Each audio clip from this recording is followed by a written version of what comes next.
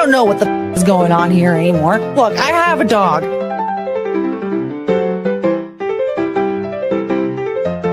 What's the language you'd like to learn? I don't know, probably English.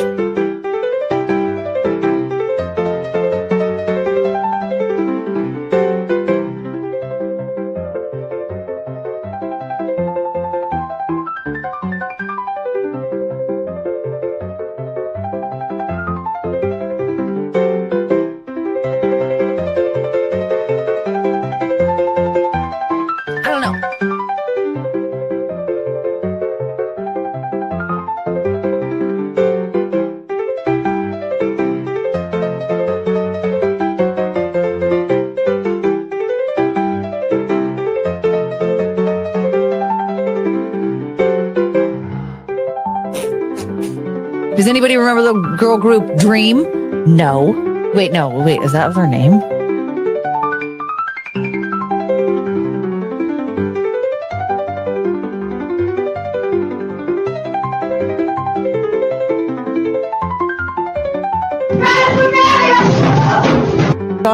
Forgettable.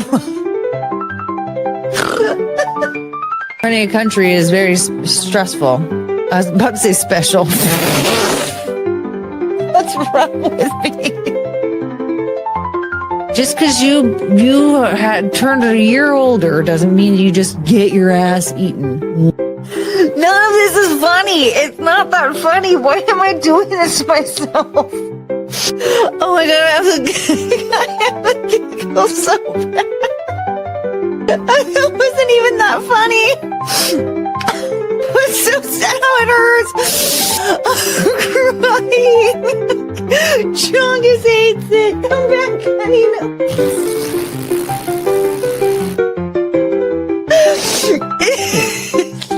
It was like silly or whatever. It wasn't that funny. But I can't stop laughing. It was so stupid. No, Epstein definitely did kill himself. We saw a video footage. Oh my god! I can't stop crying! Hi, honey. It's okay. This isn't something that you just announced, sir. I think Courtney just broke. I know.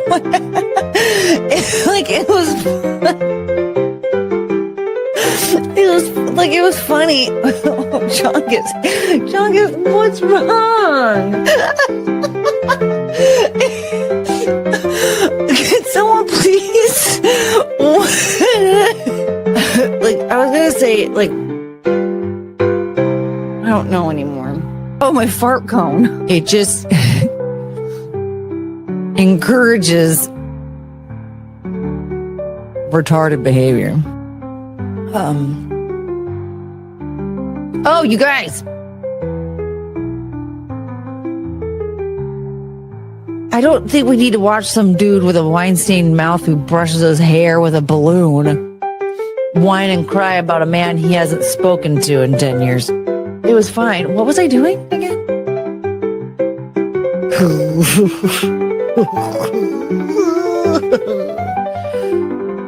Poor kid. It was kind of his fault. I'm drinking my Coors Light. Kiss my husband goodnight. Then I got in my truck. And then I yelled out, "What the?" This ain't your typical honky tonk.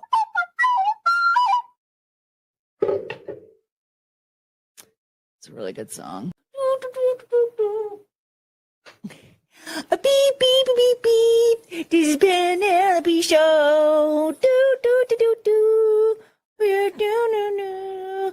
Boop, boop, boop, boop. It's the Penelope Show. That's your song. Thank you. Beep, beep, beep, beep, beep. Do, do, do, do, do. Beep, beep, beep, beep, the Penelope Show. Oh.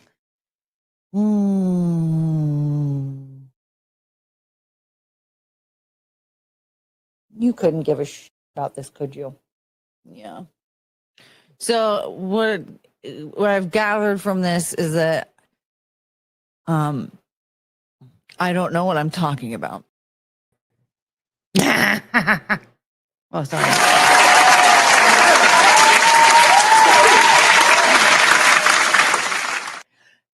Oh, she heard noise. Oh no.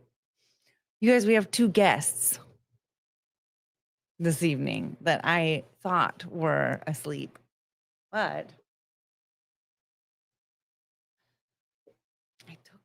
I took her bed down and I moved everything around. Sorry for this awkward intro. It's just, we have royalty here. I must make them a priority. Come on.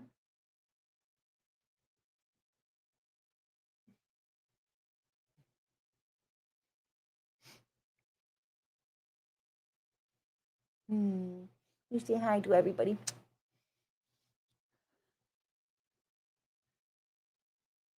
Yeah. You want to come say hi? Yeah,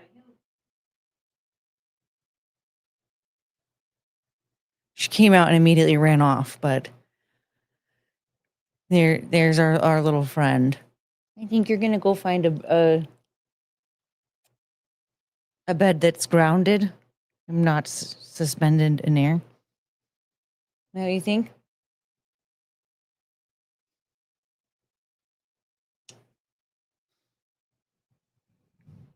I don't like it when they resist a kiss. Because your kiss, I must resist. Mom, you're embarrassing me on the internet. Yeah, I know. Yeah.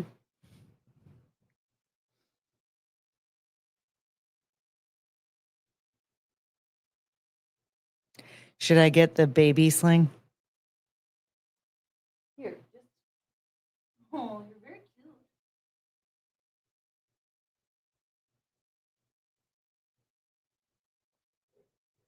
Okay, so I'm very sweaty again.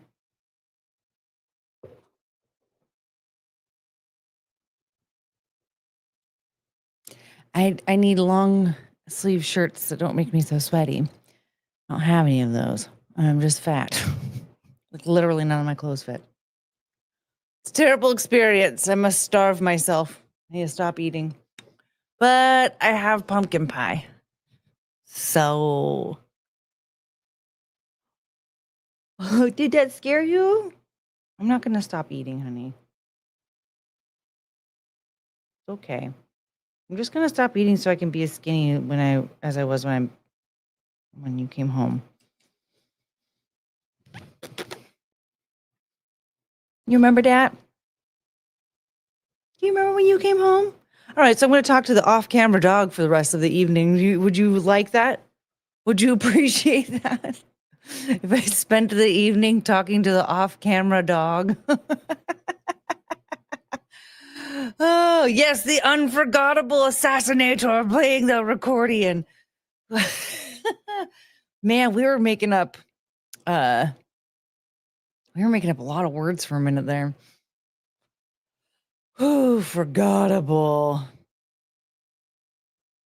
Skinny? No, Frank says, not on my watch. Pie, yes, pumpkin pie. I got a Costco pumpkin pie. Those things, they're like this big and they're like 50 cents. I'm exaggerating, but they're huge. They're huge. Like I got a pumpkin pie the other day from the bakery. It was $12.99. It was like this big. There was seriously like maybe 4 pieces in there. Like if I wanted to control myself and be skinny, I would take one of the pieces and I would cut it in half, but I would just have the rest of it like an hour later because I knew like we know I'm about business, you know what I mean? I stand on business. So I was like, might as well just get the Costco one. So now I have a bunch of fajita stuff and pizza and pie and get a Costco pumpkin pie. They're the size of, that's what I have. That's what I'm saying is that I had the small bakery one. And then I was like, I'm going to control myself. I'm going to get the $900 pumpkin pie that's going to last me a day. And I was like, I know I should just go to Costco and then I can get the 50-cent one. They're like $6 or $8 or something like that, right? And then, but it's like, it's huge. It's gigantic. It barely fits in my fridge. I'm not kidding you on that. That is a fact. I have to clear out an entire shelf on my fridge for this thing to fit. It's huge. Oh, watching football, playing Battlefield 6, and watching. Oh, somebody's busy.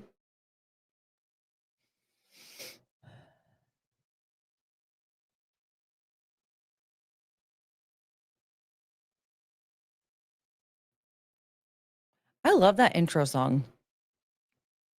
It gets stuck in my head all the time. As well as the Penelope Show. All right, let's say hi. Hi, Courtney Ross and Carrie R. and Bree the Booker and Healer singing AC/DC to me with a legion of men in his butt. And Saw, hello.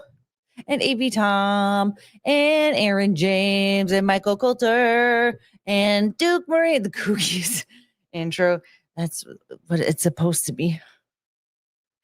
Ashley Lane, hello. And James is here. He's an early riser today. Does that mean he has a boner? Boop, boop, boop, boop, boop, boop. Mike Winneby. It's a Penelope Show. I'm going to barf. Lounge Singer's here. The reason I'm going to barf is because, like, I have a Costco pizza. And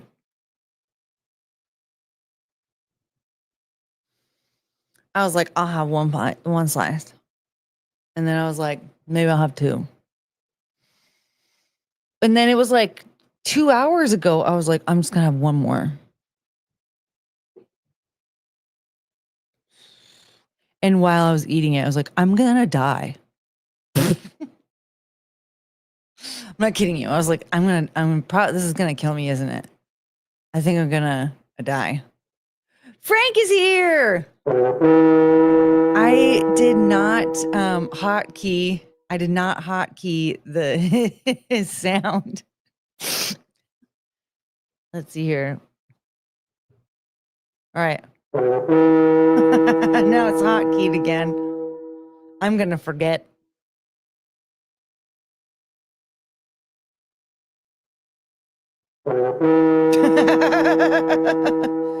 You can tell the show is live because Courtney isn't showing cleavage. I want my $200. Hey, you know what? Actually, I'm going to find that clip. I'm going to add it, and I'm going to add it to this. Hey, I want your money. Give me your money. Super chat. Give me all your money. Give me all your money. Give me all your money. Give me all your money. I want your money. Give me your money. I want your money. Give me your money. I want your money. Give me your money. I wish somebody were funding me. I'm poor. Man, I was much skinnier in that clip. Get the dog sling.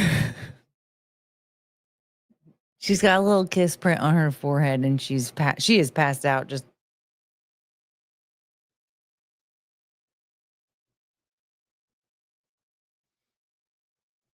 should I?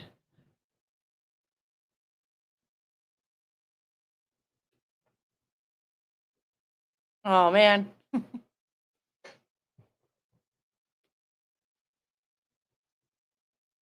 Dang it.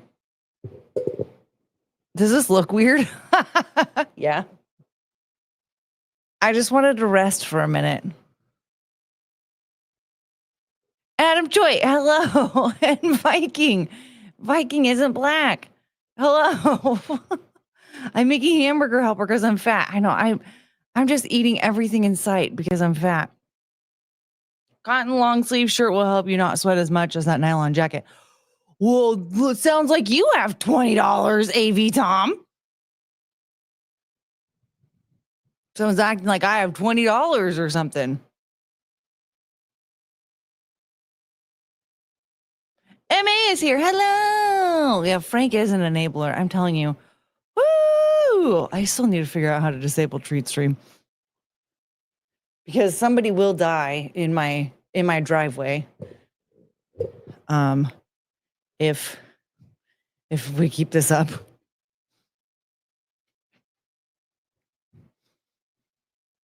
Calorie per ratio dollar. Wait, calorie per dollar or what?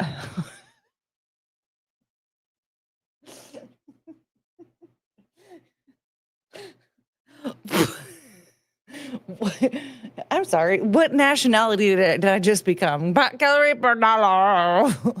Calorie per dollar ratio is key. I stop talking. Don't let, you know what? That's why we can't read. That's why we never finish reading anything, is because we find out that I can't read, and then I have to stop reading because I'm embarrassed. And then I claim that it's boring, but I'm embarrassed. Still ejaculating blood too. That's your legion of men are causing problems right now, healer. That's not good. I saw Colton.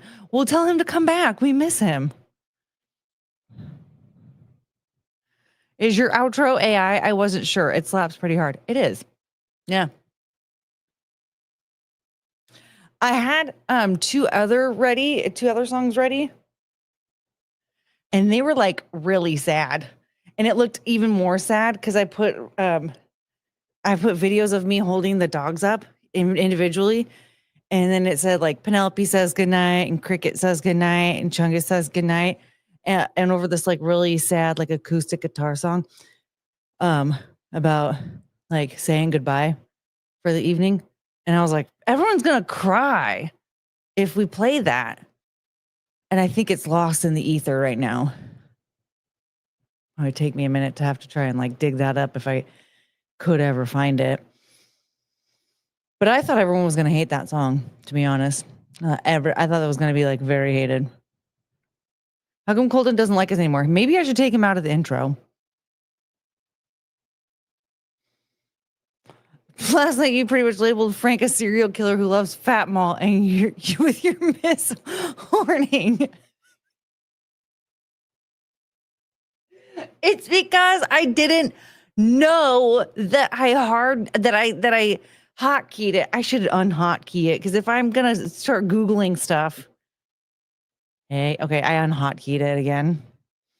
Because if I'm gonna start Googling stuff, we can't.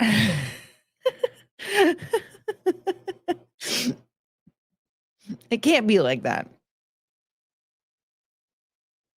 Oh no, I think I'm fighting off a fever today. Take vitamin D.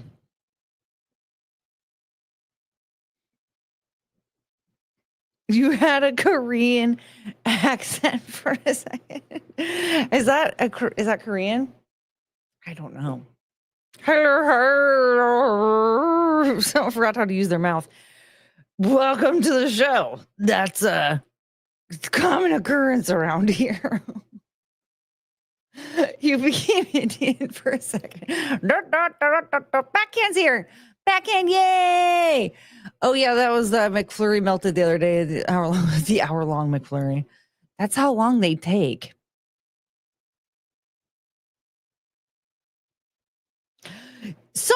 No. You don't understand. Okay, you guys, you need to take me seriously when I tell you this. I could literally get sued if somebody gets injured in my driveway. Do you not understand? It's already dark outside. If somebody, okay. Warning, what you are about to see may cause laughter, excitement, or arousal. Please proceed with caution. Get ready for Courtney, she's on her way. Prepare for the best time, the night turns to day. We are hyped up and ready, can't sit still. The most fun's about to start, let's feel the thrill. Courtney's coming, we'll be dancing all night. Laughter and joy is gonna be so right. When Courtney's here, everything's so bright. Get ready, cause Courtney's the highlight. Soon we'll be laughing, every worry gone. With her by our side, we will always have fun. Get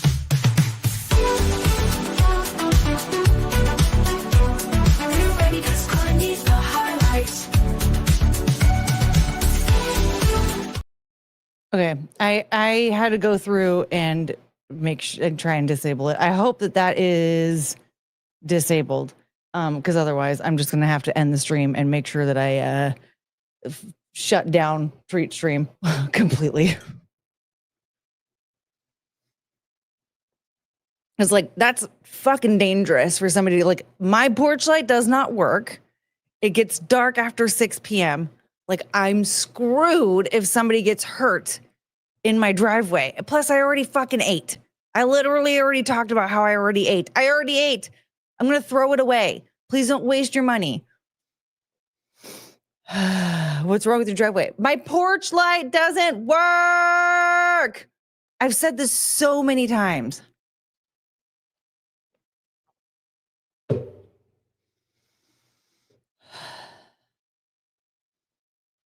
It's like stressing me out now. I never should have set that thing up. Will it help if you send path lights? I already got like solar lights and they all broke and fell apart. Like, I don't care. I don't want them. I don't send anything. If you want me to have something, give me money. I don't understand this concept. I ask for money and no one gives it, but then they send stuff. Well, that's not true. Frank sends money and food. But what I'm saying is, if you want to send me something so badly, just send me money. Can you turn the light on? Wow. Enjoy your ban, CW. Enjoy your ban. Driveway's so dark you get robbed by raccoons. Yeah.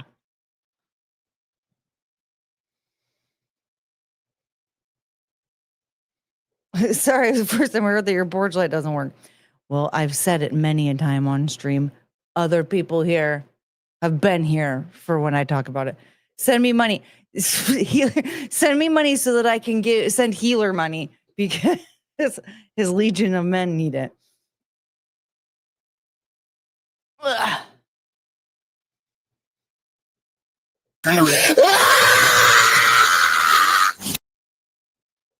Cash App? Yeah, I have Cash App.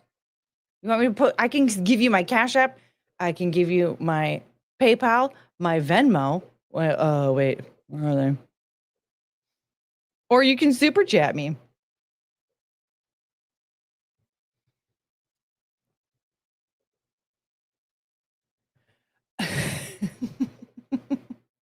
I heard that the turkeys on your porch will injure delivery drivers.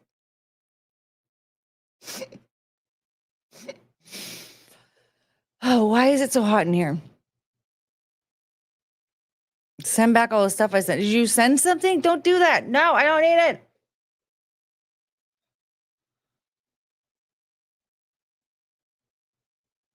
PayPal, Cash App, Venmo, pay.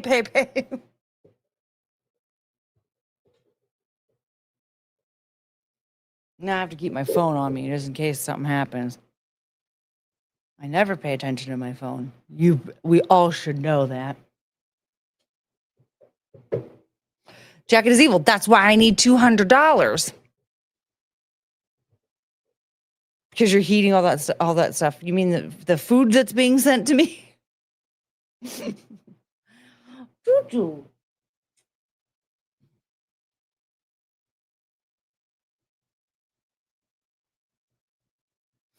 Yeah, I've already talked about this with the treat stream thing, is that I don't want to go into a stream hungry, expecting somebody to send me something and then have it not happen and then be starving the whole time, or go into a stream full like I am now and then have people send me stuff that is just going to go bad because I'm not going to eat it when it gets here. So then I am going to eat it later when it's cold, and most of it is crap like Taco Bell and McDonald's, which is only good when it's fresh. Like, it doesn't really, the logistics of it don't really make sense. So I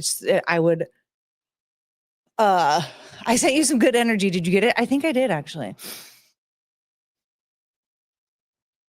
Yeah, and then member energy to MA, everybody, because she still doesn't have a membership for some reason. But so it just doesn't make any sense. Like, I don't want to be starving during a stream or feel like obligated to eat something that doesn't even sound good because it's cold now because I was full when it came here. So, and then on top of that, they take forever. So if you order something at the beginning of the stream, it might not even show up until after the stream is over because they take so long. So it's just the logistics of it just doesn't make any sense to me. Like, I'll be fine. I can figure out my own food. I would much rather the money go to Healers Legion.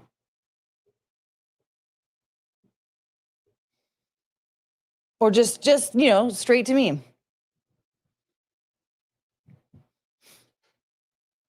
I don't feel like standing today, but I I have a dog on the desk and I'm afraid of adjusting it when she's on it. Viking, what have I? There are starving kids in Africa, which is why I throw away food.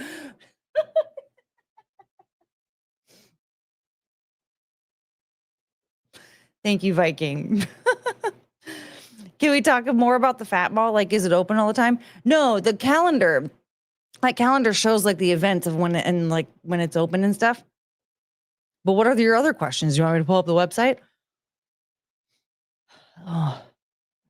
Yeah, I have my Costco pie. The pie is this big. You want my Costco pie to rot in the fridge?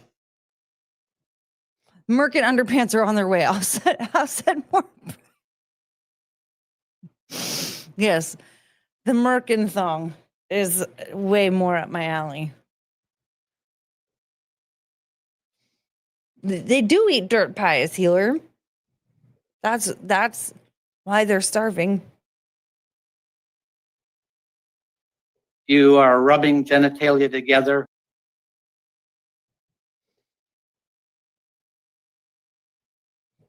Does it cost money to get in, or do you just weigh yourself before they let you through the door? I think you could just go.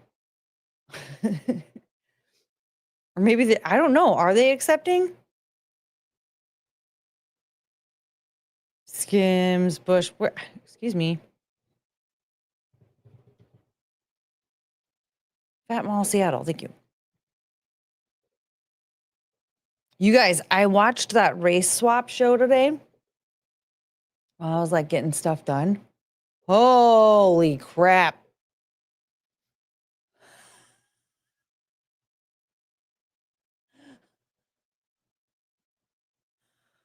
Oh, we are in for a treat.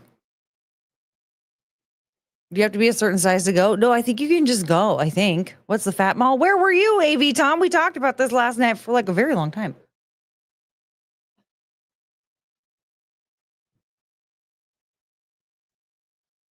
Hi. Oh, did you have a nice nap? You're very cute. Want to come say hi? Oh my God.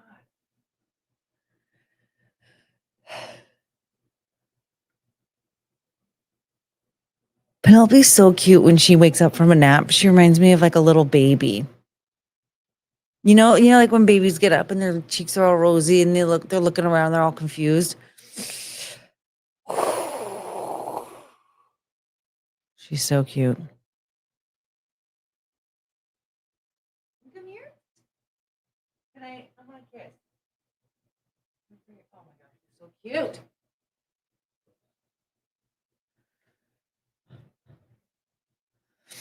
That's right. Courtney's stream is the treat stream.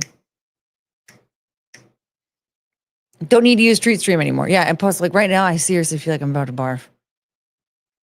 My dog goes from sleep to 100. Oh man. I mean, Chungus usually like she wakes up from a nap.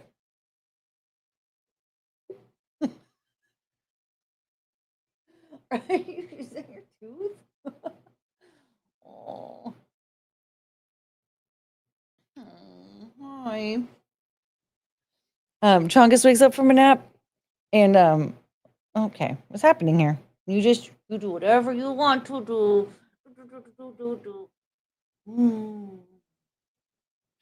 I love you. You're so cute. And she just goes, she pops her head up and goes, "Roo!" And then like, that's it. Cricket's the same way. She just wakes up and goes. But Penelope, she gets up and she's like, she's like delirious. Why are you misgendering my dog? That is a girl. She's a chunga choo choo. She's my little chunga choo choo. And she goes, "Roo!" when she wakes up from a nap. She's so cute. Man, I don't feel like standing tonight. Wow, Daniel Borden over here just. I don't know what I did to you, but listen here. Chungus is to be respected. Okay? You can be mean to me, but you respect the dogs. They're royalty around here. Okay? That's all. I can't eat Courtney. I'm diabetic and she's too sweet. I'm an asshole, Frank. I thought we discovered that. Or I thought we. Hi.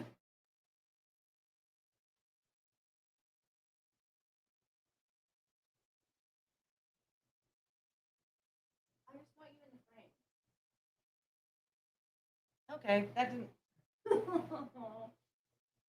I'm sorry.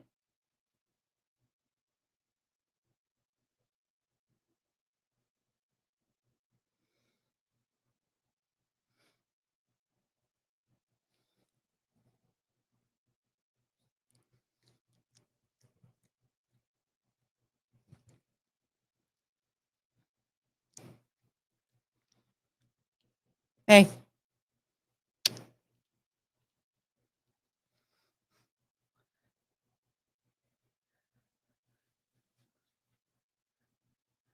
This is the one that rules them all. Yeah, you run this whole house, huh? Okay, how are we going to do this, ma'am? Okay. Okay, so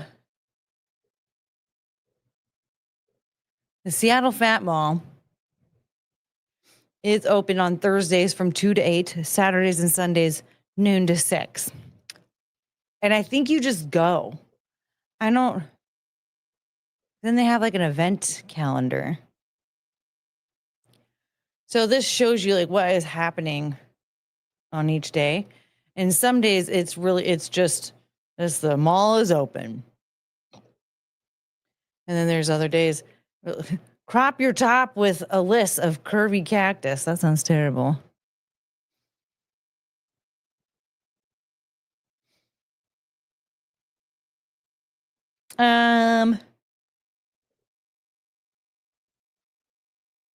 Oh, wait. So what the hell is a grand opening if you're doing it every month?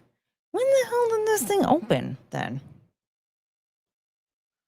The Penelope Show. When did the Fat Mall come to be?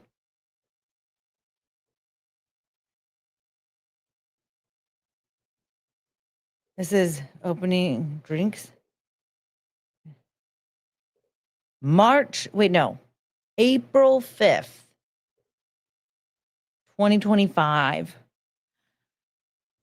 Does Seattle not have a Lane Bryant?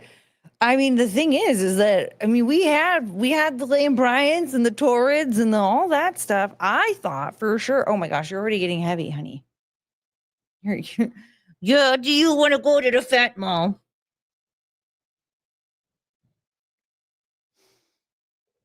Why are we looking at this when we can be looking at this? She's just content. Look at her. She's just.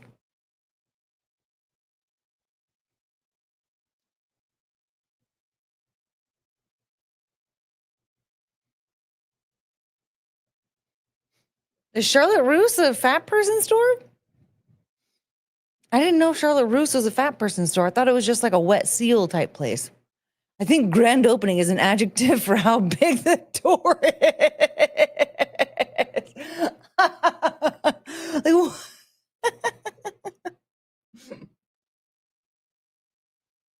look at her just being, she's so content. She's just, hello, I'm being held. I'm being held by my person. Hi. Thank you.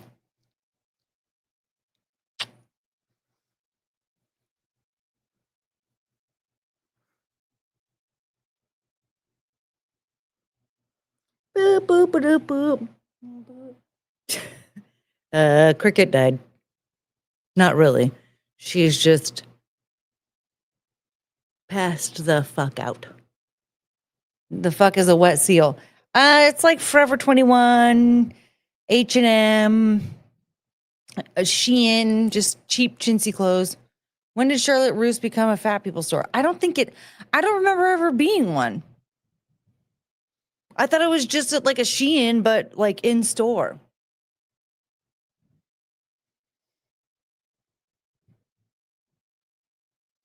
A broad store, a store, just a fast fashion store. That's what I thought it was.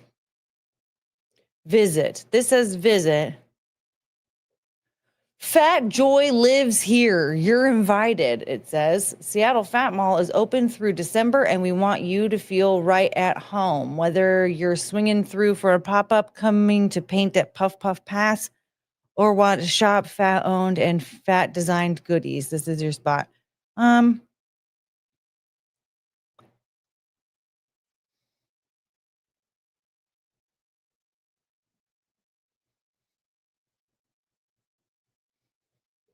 Viking with the $2. Do you like Mariners? They're good for once. I went to a Mariners game back in like, gosh, when was that? 2010 or something like that? When Milton Bradley was on the team, and I was calling him the game master, but it sounded like I was calling him the gay master. And that's what I remember of that game. Yeah.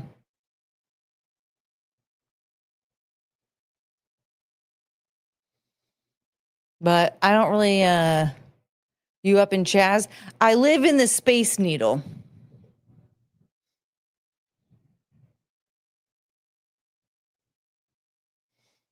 How about the Seahawks? I don't really watch sports. I've never talked sports ever because I don't watch them. So I'm sorry, you guys. I'm not like one of those like cool chicks that just like watches sports and stuff. I don't even fucking know how to use my TV, people. How the hell am I supposed to watch these games? You think I have $20 for a ticket to go to the game?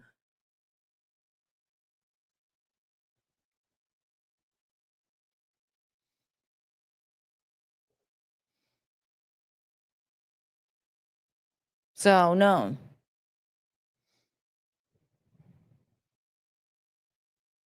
Get with it, woman. No, I'm not going to learn how to use my TV just to watch sports. Okay. And I'm not going to take $20 to go to a game.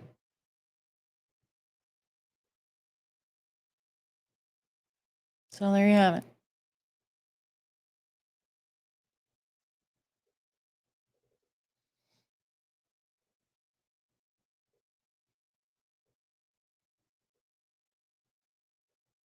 How about the sea hams?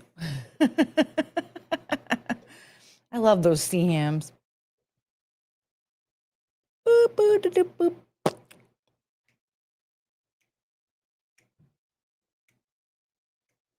Did you guys hear? Okay, I think I'm gonna have to put you down, baby. I love you. Oh, I don't want to. I don't want to put you down.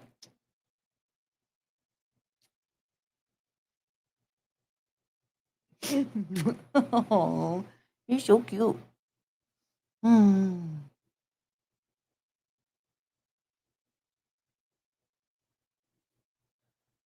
Tell people you watch Supersonics. I was a huge Supersonics fan, by the way. S is for super and U is for unique. P is for perfection, and you know that we are freaks. E is for the exotic and the R is for rap. Something just to stay a hell back. Supersonic. How does that song go again?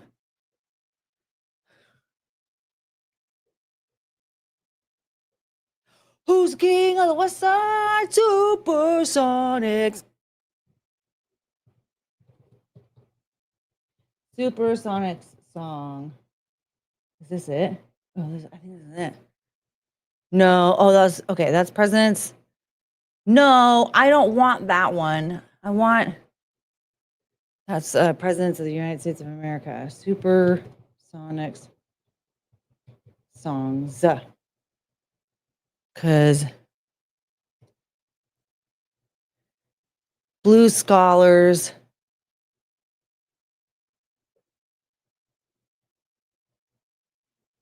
No, who the hell is Phyllis Dillon? This says JJ Fad. That's that one, right? Isn't it JJ Fad? This looks like it has to be it.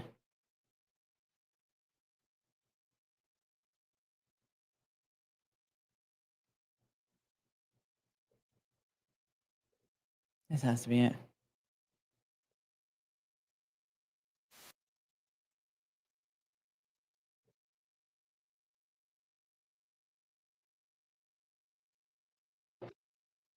Oh, this is it.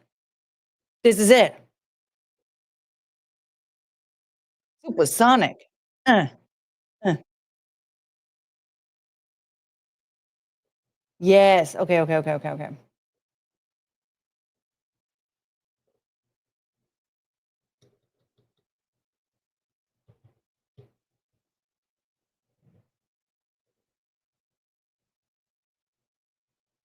Supersonic motivating rhymes are creating, and everybody knows that JJ Fad is devastating. Yeah.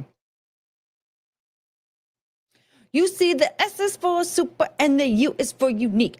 P is for perfection, and you know that we are freaks.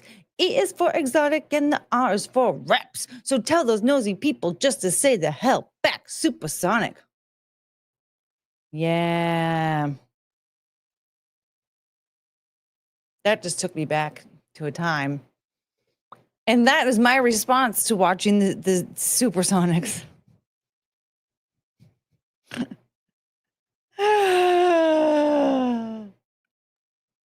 That's the wrong Supersonics, Courtney. What are you talking about? They used to play that song all the time as like a promo for the Supersonics, just like the Who's the King of the West Side Supersonics. And the Presidents of the United States of America, they did a Sonic song. The Who's the King of the West Side? That was a remix of the that freaking, what's that big fat guy's name? Sir Mix-a-Lot. That Sir Mix-a-Lot song. What's the real lyrics of that song though?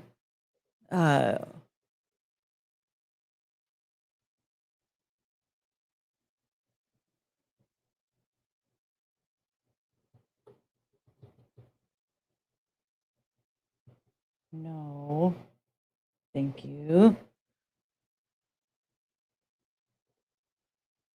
Yeah. What's up, Dallas? What's up? Dallas, jump on it. That's what it is. Okay. Yes, Michael Moore did a song for the Supersonics. Yes. Yeah, it's funny how much I'm like, I don't really like Sir Mix-a-Lot. I'm like, yeah, he's a piece of crap. And then I realized like all of his songs are so funny.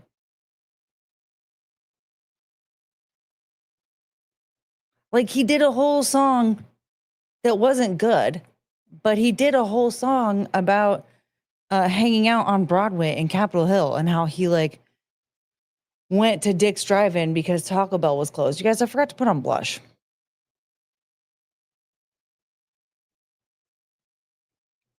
Who's the king of the West Side? Supersonic.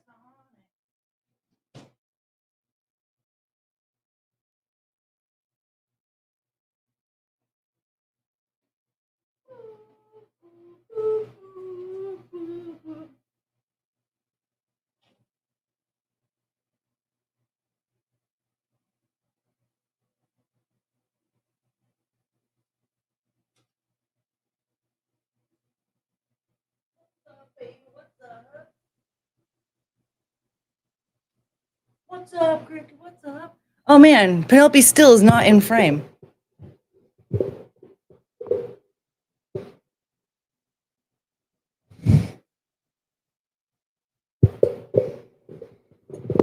The case of the missing dog.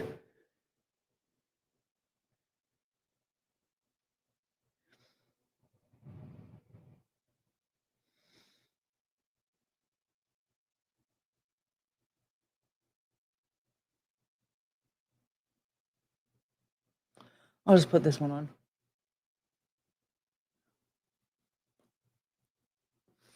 I was wondering why I was so ugly. I mean, like I already knew, but whoa, that's a lot.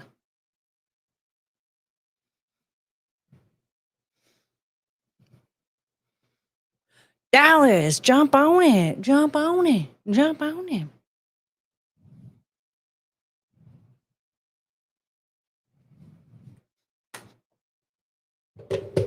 Okay, that's a little bit better.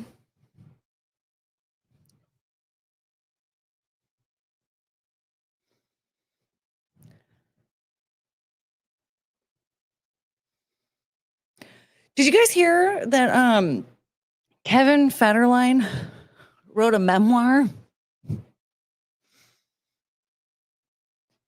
Yeah. So if you didn't know, his child support ran out. He was leeching $40,000 a month off of Britney Spears, and the youngest turned 18. So what did he do? Wrote a memoir. Did I feelings about orange plush? Listen, it was the first thing that I could find. It's not my best. Not my favorite. Did I read anything in it? No, but I'm going to tell you something. He did do an interview. I didn't save it for some reason. He did do an interview. He was walking on the beach. He's a fat piece of garbage. I thought I was fat. He's a gigantic bowling ball. So we all know he's severely overweight. And is just a disgusting slob. He abused a woman for how long was that? For what, 18 years, something like that, just to get money out of her so that he didn't have to work. But Penelope.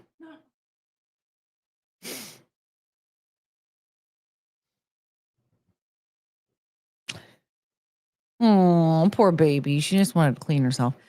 But yeah, he was all a part of the Britney Spears conservatorship crap to leech money off of her, right?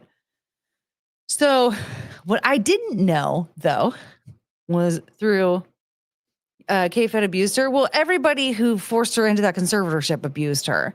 She was a normal, healthy woman doing normal, healthy woman things, and they shoved drugs down her throat and stole all of her money. That's abuse. He knew she was fine. He knew that she was healthy enough to raise the kids just fine, and he contributed to the abuse because he got $40,000 a month out of it. So instead of sticking up for her,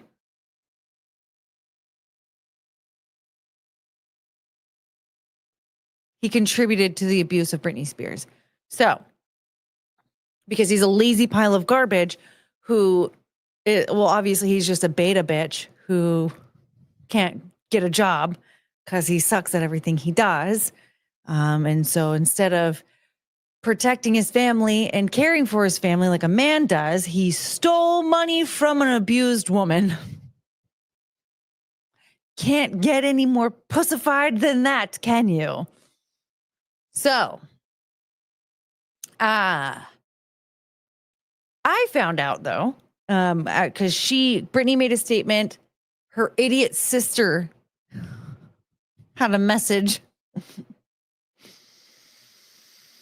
for K-Fed's girlfriend or wife. And I was like, oh, whoa! I didn't realize. I thought he went back to the ex-girlfriend, right? There was the one woman he was with that he had kids with. I think her name was Shar Jackson. Is that right? That was her name.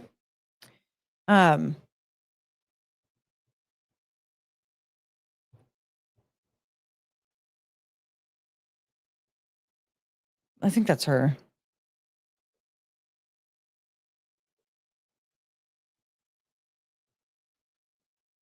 Yeah. So it was Shar Jackson. Okay.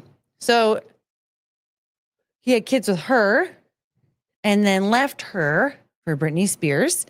And then Britney and K-Fed had children. And he immediately, because she wanted to get out of the entertainment business. So if anybody that knows like the timeline of this and why she ended up in a conservatorship, when she was going through it with K-Fed and everything like that, she was also not wanting to be in the spotlight anymore. She didn't want to be a performer. She didn't want to be in the music industry. She just wanted to set her money aside for retirement and for her kids and just raise her kids and be a mom. Her psychotic, alcoholic, abusive father, who had been leeching money off of her since she was 12, mind you, 12. He forced her into the entertainment industry when she was 12. Sending her out of state to be away from her family so that she can earn money that he couldn't because he was a severe substance abuser. Yeah. So that man, Jamie Spears, flipped out when Britney wanted to be a mother to her babies, his grandchildren, mind you. So he lied to a judge claiming she had dementia.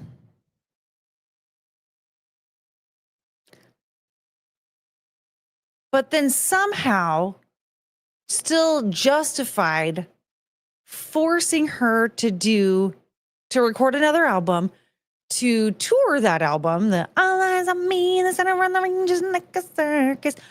Forced her to do television spots. Remember, she was on How I Met Your Mother. Then forced her into the Vegas residency. She didn't want to do any of that at all. And everyone in her family sat back and let it happen.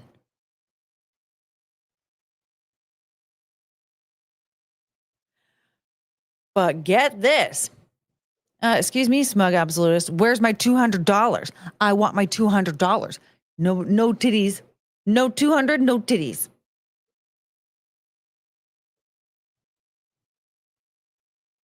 So after all this crap, K-Fed ended up with this gem of a woman, Victoria Prince. Even more of a deadbeat than K-Fed. K-Fed's new girlfriend, Victoria Prince. This was in 2009. Victoria Prince is even more low rent than he is. She's no rent. If you believe the landlord suing her for skipping out on payments, sources tell Celebrity News site TMZ that Victoria Prince got booted from her Beverly Hills home in September after she didn't pay rent for 6 months.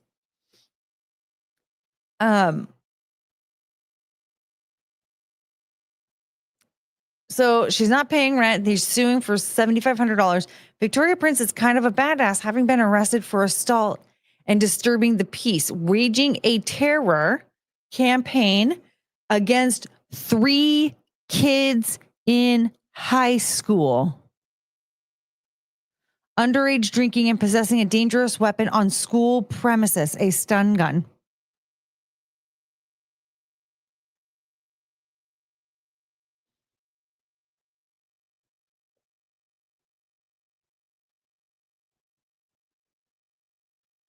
So in 2009,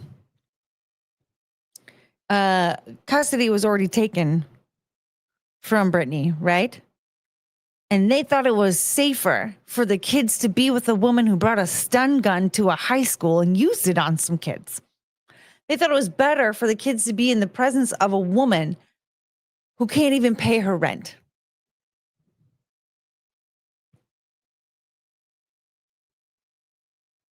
What? What race were the kids, though?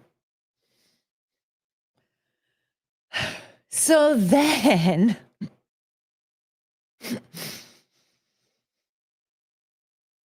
Jamie Lynn Spears, this freaking psycho. Now, if you don't know anything about Jamie Lynn Spears back in, what was it? Was that early 2024, late 2023? Was it 2023 or 2024? She wrote a memoir, and she originally stole lyrics from Britney Spears' first single, Baby One More Time. She called it I Must Confess.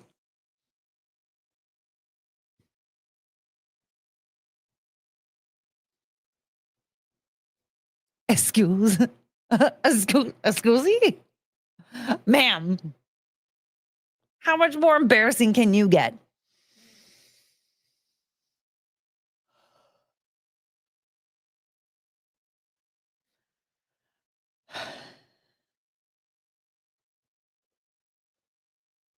And since then, she made this statement to the woman who brought a stun gun to a high school. Okay. I might be the bad guy here, but I think the stun gun is pretty funny. I think it's actually, here's the deal. I think it sounds pretty funny bringing a stun gun to the high school, whatever.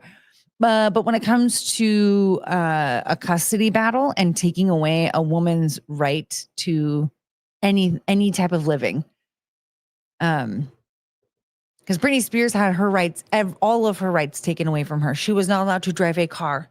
She was not allowed to use her cell phone. She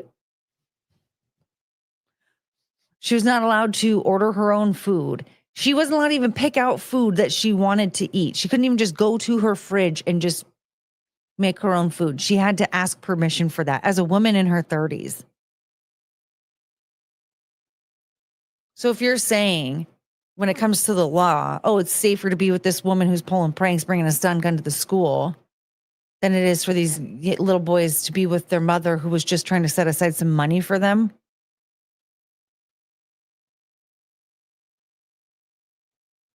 I'm sorry, but I'm gonna have to kick the stun gun lady to the curb. It's not funny anymore. Britney Spears deserves custody of her children, and she does not deserve to lose them to a nut job who does weird shit like that.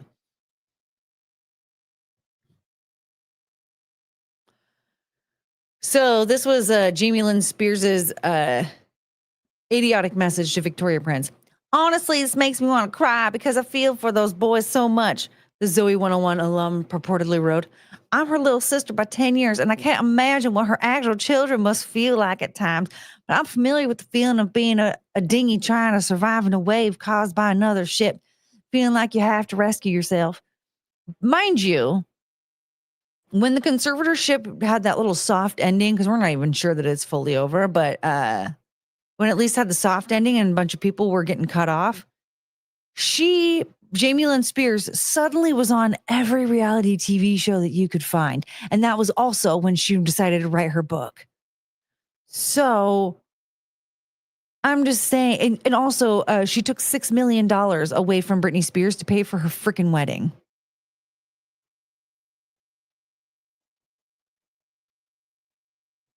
I always wanted her to get better, especially for the boys. Jamie Lynn allegedly admitted that she had started to resent Britney for how she treated Preston and Jaden, and also said the toxic singer was incapable of taking accountability. I'm going to say, like, Britney Spears has recorded a couple of like interactions that she's had with her kids, and I was like, oh, no, don't do that. But the thing is, she doesn't know any better. She doesn't know any better because her kids have been pitted against her, and her parents never parented her. So she's only doing what she knows to do. She needs somebody in her corner. This kind of crap is not helping. I'm still trying to come to terms with how she could be so unaware of anything outside of herself. She continued, per Federline. I spent my whole life based around what was best for Britney, and I wanted to step on. I never wanted to step on any toes as a little sister. So I quietly built my own life and career. Quietly, my ass. I tried to be supportive, but in a way that was healthy for my own well-being.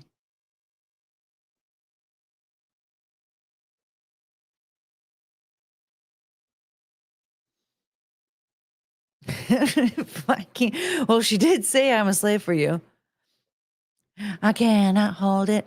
I cannot control it. I'm a slave for you. Jaden sent me the sweetest message about getting his piano, and it made my heart so happy to hear him so happy, she purportedly wrote. I know I've said it so many times, but it's worth repeating. I'm so thankful the boys have had y'all to raise them to be well-mannered, appreciative, and kind boys. She's saying this to K-Fed and Victoria Prince. Any parent who's actually raised their children knows that raising kids is the toughest job on earth, and you took that away from Brittany, you dumb. And you both are raising those boys and their siblings while also having to constantly protect and shield them from so much chaos that no one would ever understand unless they lived through it. Yeah, except like they just let them run rampant on the internet. That's one thing. Is like you should never have let them have social media. And I'm sure my sister has never thanked y'all. Why would she for raising her children? She wanted to be the one to raise her kids. And still being beyond gracious to allow her so many chances to take part in their lives. No. Oh my God. What a horrible person. So many chances to take part in their lives, even when y'all had more than enough reasons to validate cutting that off. She continued, according to the tell-all. So I wanted y'all to know how much you are appreciated and supported by those of us who love those boys. Oh my God. What's with the Southern accent? She has a Southern accent. They have Southern accents. Did you not know that? They're from Louisiana. Didn't her sister get knocked up at like 14? She was super young. I think maybe 16, something like that. And it was speculated that the dad was Dan Schneider. That's Courtney's natural voice. Hi, Cricket. Aww.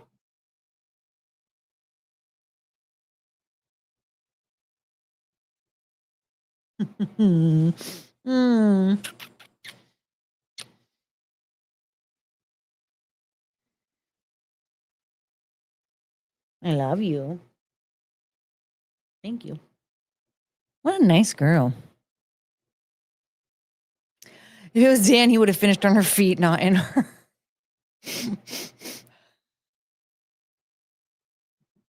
I love you.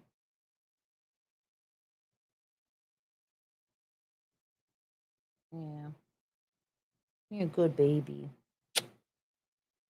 Thank you. That's very nice. Where's Penelope? Hi, Penelope. You're very cute.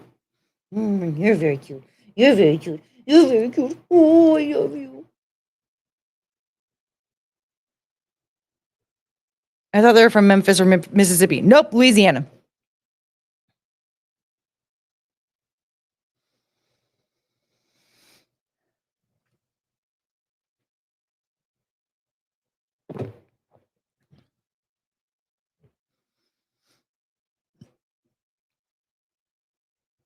So then look at, oh wait, I think,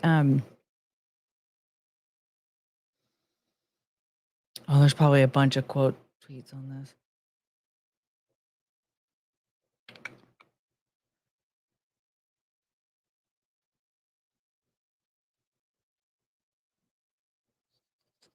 You're toxic, I'm slipping under.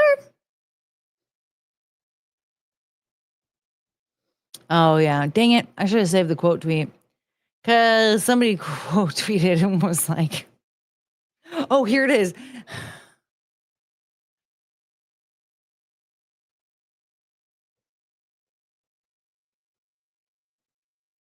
You got a job because your sister was Britney Spears. She even wrote the theme song that you sang. You are nothing, liquid bottom of the dumpster, trash box hillbilly. And all the bad that comes to you, including that face of yours, is deserved and more will come. Woo!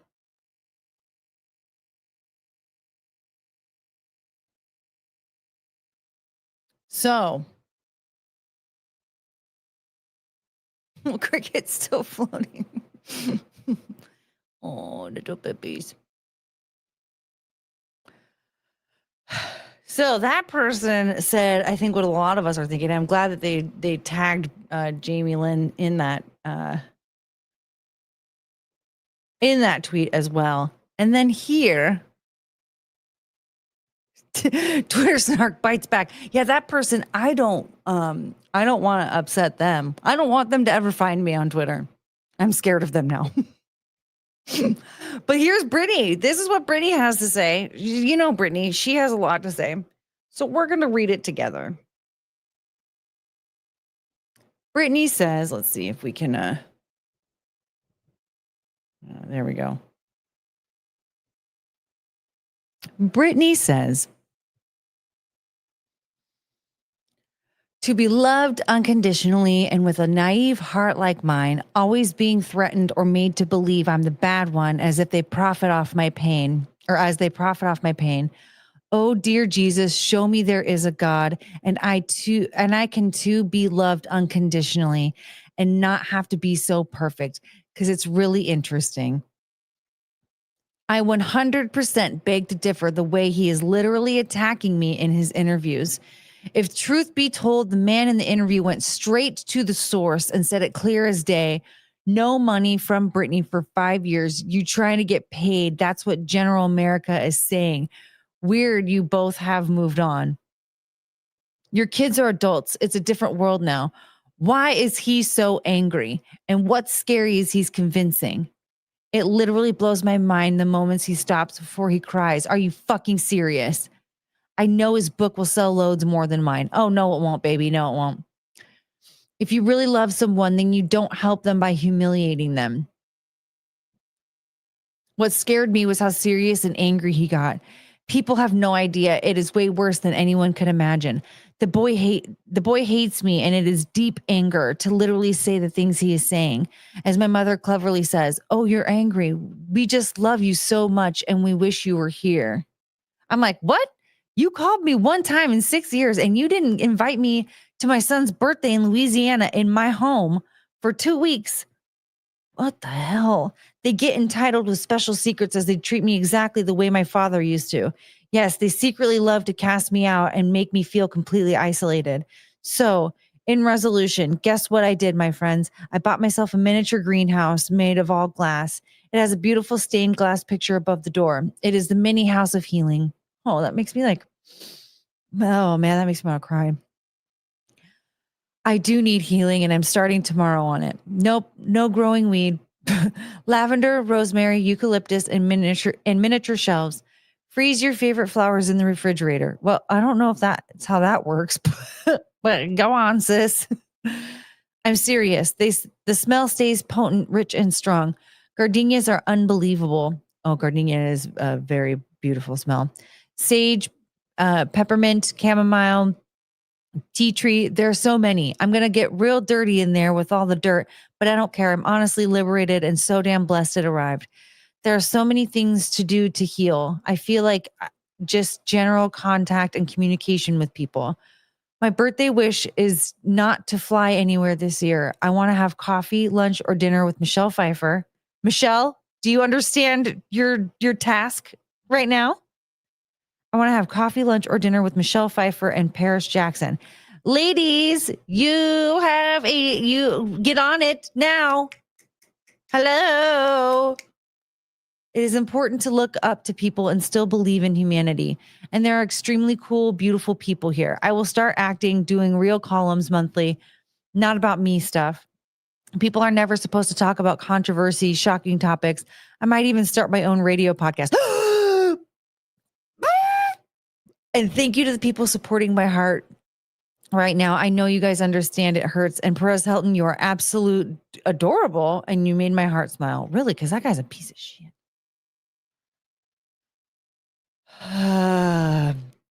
Hey, can we get the Southern accent back for Brittany, please? Sorry, I felt like it was probably going to be not good enough to be, for her. It makes me sad that she thinks his book will sell more than hers.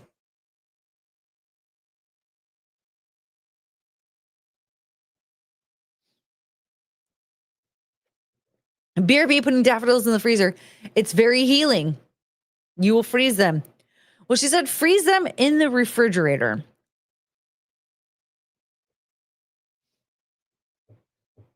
Invite her on your stream. Dude, wouldn't that be amazing? Have Britney Spears. Britney Spears is a guest on my show. I would love to have her on like as a monthly guest. That'd be amazing. I would love that.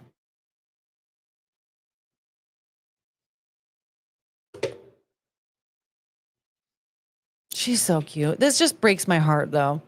Like her saying that like she thinks that his book is going to sell more copies than hers, and how like just her talking about getting her greenhouse and how she like that's her greenhouse of healing. It makes me so sad. That woman did nothing to deserve this. From what I understand, everyone hates the family, so I don't think it'll do that well. Well, like Jamie Lynn's book ended up in the dollar store within like a few months.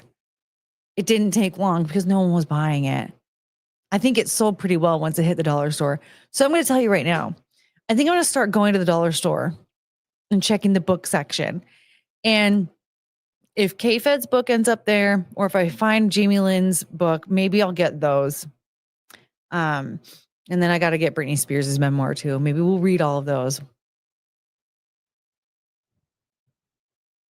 Are we team Jamie Lynn or not? No, Jamie Lynn's a piece of shit. Did you not hear what I read that she said about her sister, talking about how like doesn't take responsibility for anything. And I'm so glad you raised those boys to be good boys.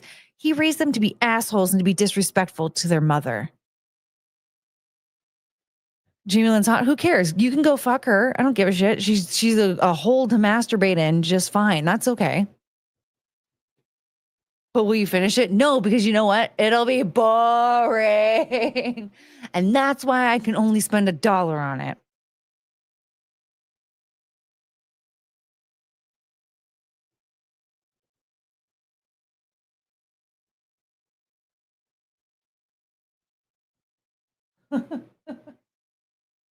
Hi, Cricket. You're cute.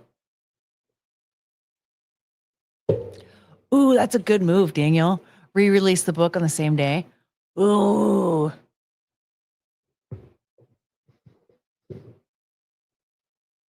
I still need a copy of it, of her memoir. I'll get up to page 43. I think I got farther though in what's his name? Ted Kaczynski's book. I got farther than page 43. Do you guys want to read Laura Loomer? Do you want to read the Laura Loomer deposition? We can read it. We can. I will pull it up right now in like 5 minutes because it's going to take me a minute to find it. After all the reading and standing, I think you've earned another piece of pumpkin pie. I'm scared. Was a taste of your lips, I'm all right. You're toxic, I'm slipping under. Ted Kaczynski wrote a book. Duke, you know this. It's the Ted Kaczynski Manifesto, Industrial Society and Its Future. The manifesto that he sent to the police. Who deposed Laura's Loom? Laura Loomer sued fucking someone. She sued, who did she sue? She sued Bill Maher for saying that she slept with Donald Trump. And so there was a crazy, the deposition so far has been insane. But did you not skip ahead in his book? No, I did not. How dare you? No, I did not. I went back a couple of times because that one sentence about feminism.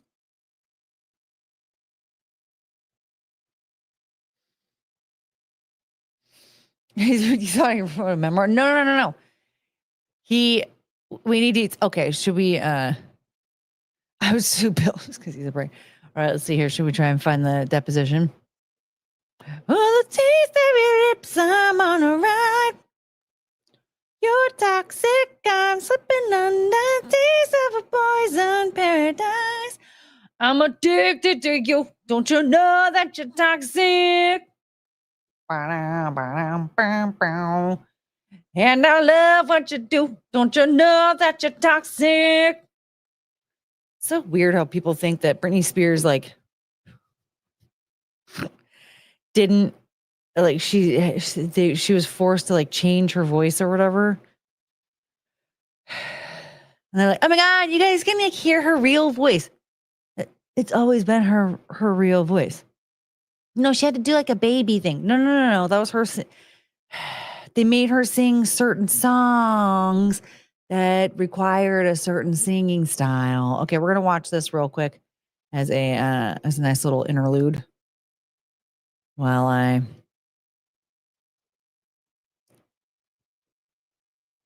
We got to celebrate our differences.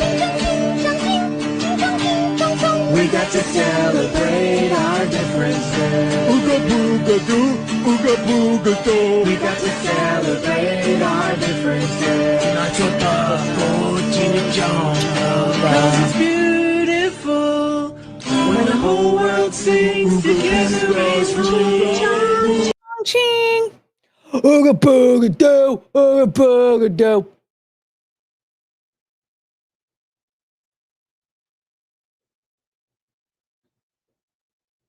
We are to celebrate our Oh, did that disturb you?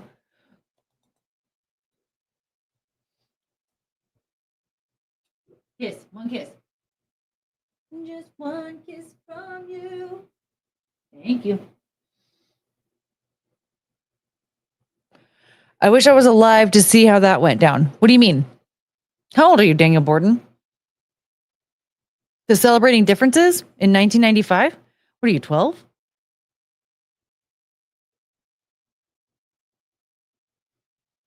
Oh, man. It's buried so far down. Nacho taco, chimichanga, 'cause it's beautiful. Okay, there's a lot of Charlie Kirk stuff here that I can get rid of. Robin Williams laughing with his mother. 9/11. Okay, we can get rid of that. There's a duck playing the bongos and a bird getting scared of a butterfly. Dogs playing pianos. Someone born in 95 is 30. What?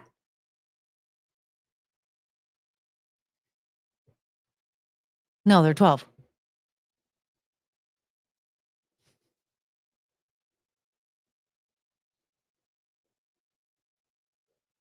Okay.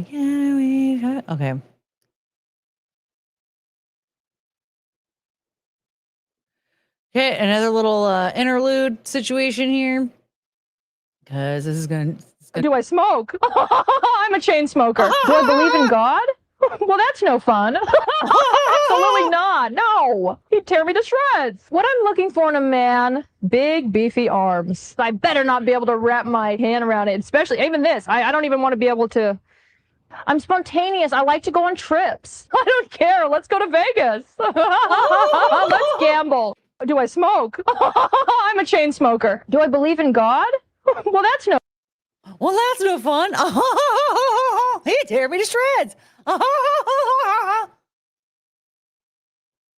Oh man, is her name Ronnie, or did we just name her that? Nacho taco, chimichanga. Oh, I found it.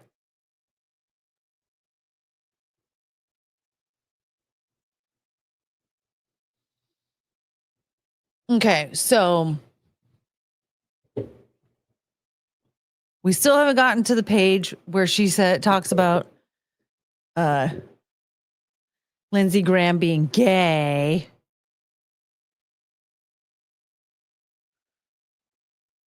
But we'll find it. But I found this. Laura Loomer. Nacho taco, chimichanga, chimichangas, 'cause you're beautiful. That's you. You're chimichangas. S is for super and U is for unique. Okay, here we go. Are you ready? I don't know. I thought that was her name. I I think somebody else called her that, and we just we just went with it. Okay, page 43. How do I find page 43? How many pages are on here? Oh, sheepers. And together we ching chong ching Jimmy Chongas.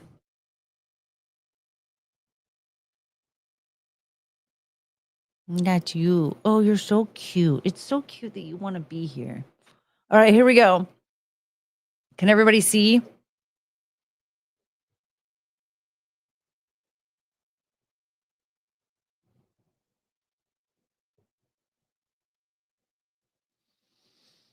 All right. All right, so we have, oh crap. Hold on. I forgot their names. So it's Laura Loomer is the plaintiff, Bill Maher are the defendants. So we got the magistrate judge, Phil Lamons, James Moody.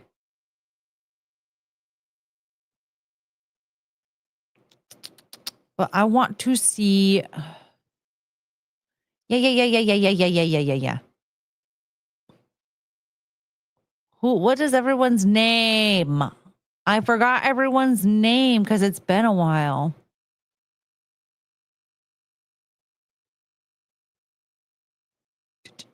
Okay, Catherine Bolger is the is Bill Maher's lawyer. So she is the defendant lawyer. She's questioning Laura at this time. Larry Clayman is Laura's lawyer, so sometimes he will object every once in a while. Okay. Here we go. Does anybody remember what happened?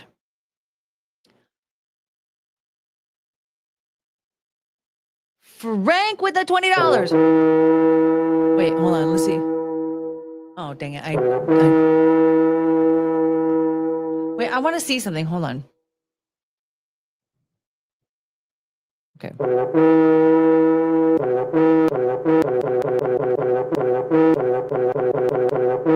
Okay, so that works. Okay. We're going to.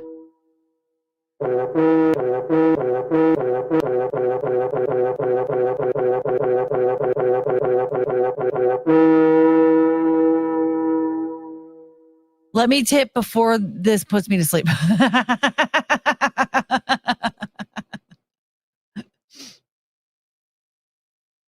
Well, you guys were at $31 for the evening. Just to let you know. Okay, here we go. That's a lot of money. It's $169 away from Cleve. So what I remember is during the deposition, there was certain information that was not supposed to be so there was supposed to be what was it?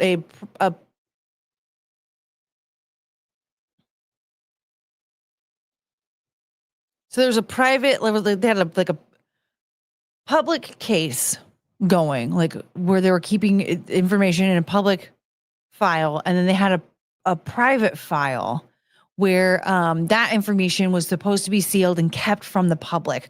That was supposed to be where private information such as her address, phone number, email address, things of that nature, where it was provided as any type of evidence that might be needed for proof of the matter, but it couldn't be provided to the public.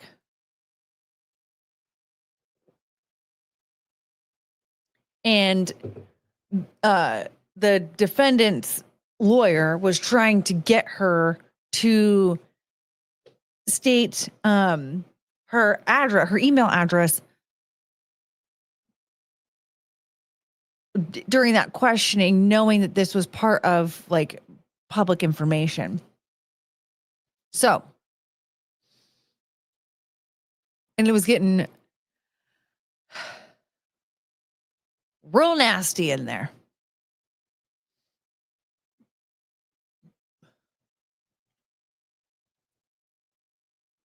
And and she wouldn't, like, she was answering the question really weird because she kept talking about how, like, there was something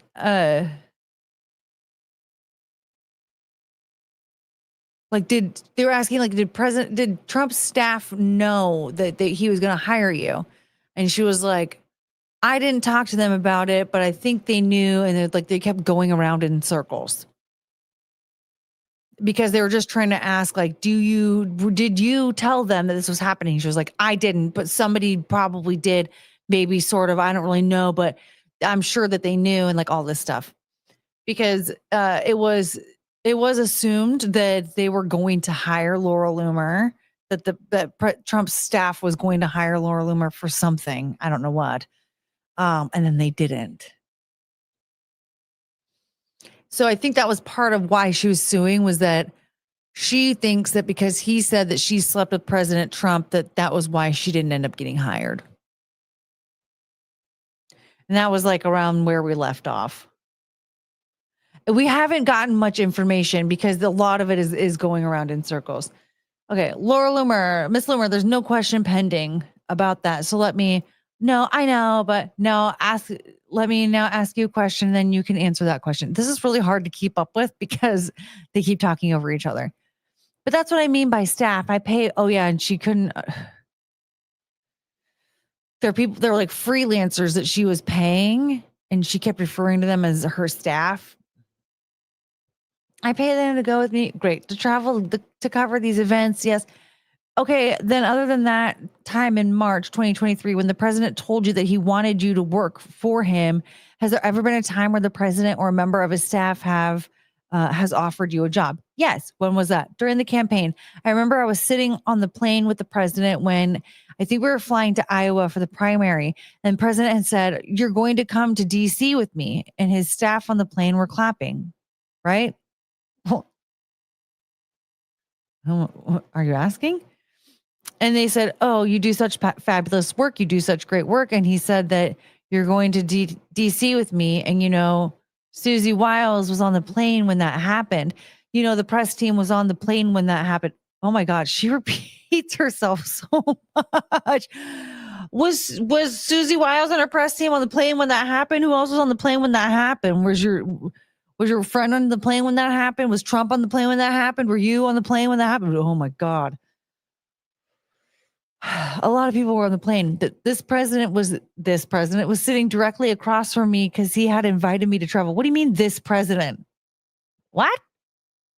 This team, I had flown multiple times with them to Iowa, New Hampshire, South Carolina, and this, there was an understanding too. I had conversations with Susie Wiles. She is not making any sense. She's not. I don't understand what any of this means. I had conversations with Susie Wiles that I would have a position at the White House after the election if President Trump won, and he did win. And I had this conversation on the phone and in person multiple times during the campaign. Okay, so we've talked about the time in March. We talked about the time we discussed it on the plane to the Iowa caucuses, I assume, right? Yeah, it was like the week of the Iowa caucus because there were some rallies. Fucking who cares? And I'm not remembering the exact dates. I mean, I don't have a calendar in front of me. And I saw, some news coverage, but I believe the caucus was January 15th. And so it was like the time period leading up to that, because I spent about 2 weeks in Iowa. And I know that I believe I either flew to Iowa or flew back.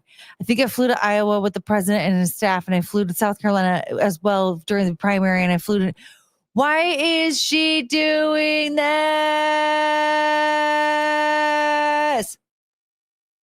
I'm sorry. Did that bother you? Come here, Cricket. I'm sorry. I scared her.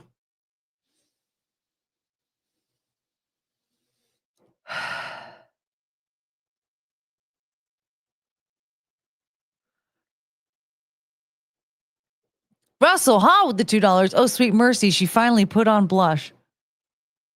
Hi, Russell. from this one page, I can see why Trump didn't hire her. This is driving me insane. Okay, so there's time in March, the time in and around the Iowa caucuses that you just talked about, and then you said there were other times when you, like right before the election, like right also to like right before the presidential debate, which is when I traveled with President Trump to the presidential debate in Philadelphia. Okay, any other times where you talked about working with the president? I mean, after the election was over, I had conversations with the transition staff. You can see from this letter, and I was like, oh, you have to talk to the transition team, but like I said, I was promised a position multiple times, not just by President Trump, but by Susie Wiles. And so, I was told that this was their point of contact because it was like a formality, right? So even though like they had told me that I'd be working for the president, you had to go through the process, right? So this was the process, and Trent Morris was in charge of the transition. And now, great. So this was the process, and Trent Morris was in charge of the transition, and now, great. He's I believe, the deputy PPO. Great. Right. Can you look at the next page of this exhibit? Sorry, which page? The bottom says page 21. It's the second page of your letter. Yes. Okay. So, okay. Yes. Okay. So the second full graph starts with additionally. Do you see that? Yes, I do. Okay, and then I'm going to have you just read that. You're welcome to read. I'm not trying to trick you. I'm just having to pointing you to the right sentence. Additionally, you want me to read it? You'll see, right? No. The last sentence of the paragraph begins with for reference. Do you see that? Yes. And it says, my average monthly impressions, engagements on X alone for my investigations and insight over 500 million per month. Do you see that? Yes. What?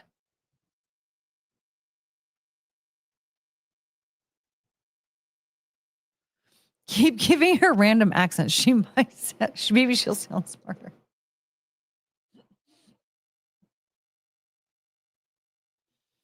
Sounds like something I would do. Be annoying?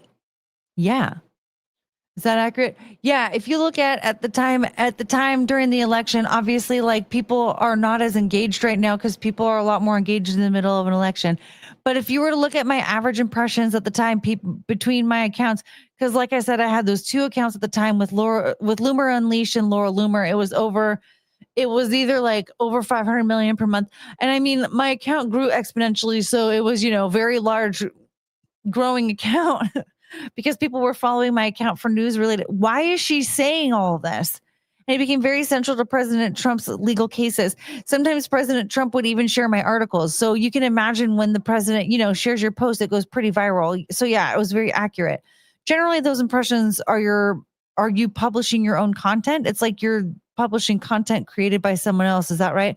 Well, the way X works, so you can publish your content, you can comment on content, you could publish content by other people and comment on it. So you sometimes would upload clips. So maybe somebody had caught something on camera at a rally or something, and I would comment on it as, a reporter covering on politics. Sometimes I would just post, personal impressions. But in terms of like the overall impressions, right? The reach was over 500 million impressions per month. And it was, widely documented too in the media multiple times that my account was probably like one of the most followed accounts. Like it was related to covering the election. Great. So what does it mean to get loomered?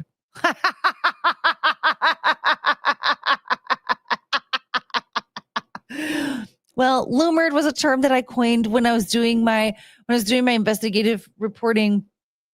When I first started my media company, it's kind of like, like a guerrilla investigative reporting. That's not how you spell that type of guerrilla, ma'am.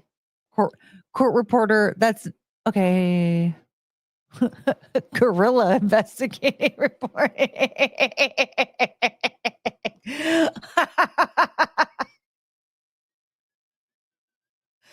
Okay. Sorry. To be loomered is to be confronted on video and peppered with questions, generally about, corruption or fraud or, confronted right on video. It was the concept of, being, aggressively, right? like when I say aggressively, in a very journalistic manner, peppered with questions, very direct questions about your activities as a politician or your activities as, generally the targets of loomerings are members of the media or politicians, people who are of public concern. So back to you, head guerrilla reporter Harambe.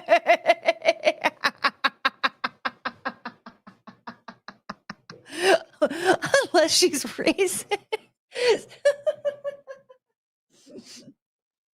Maybe she did mean that type of gorilla. So she's basically just saying that she was like a journalist.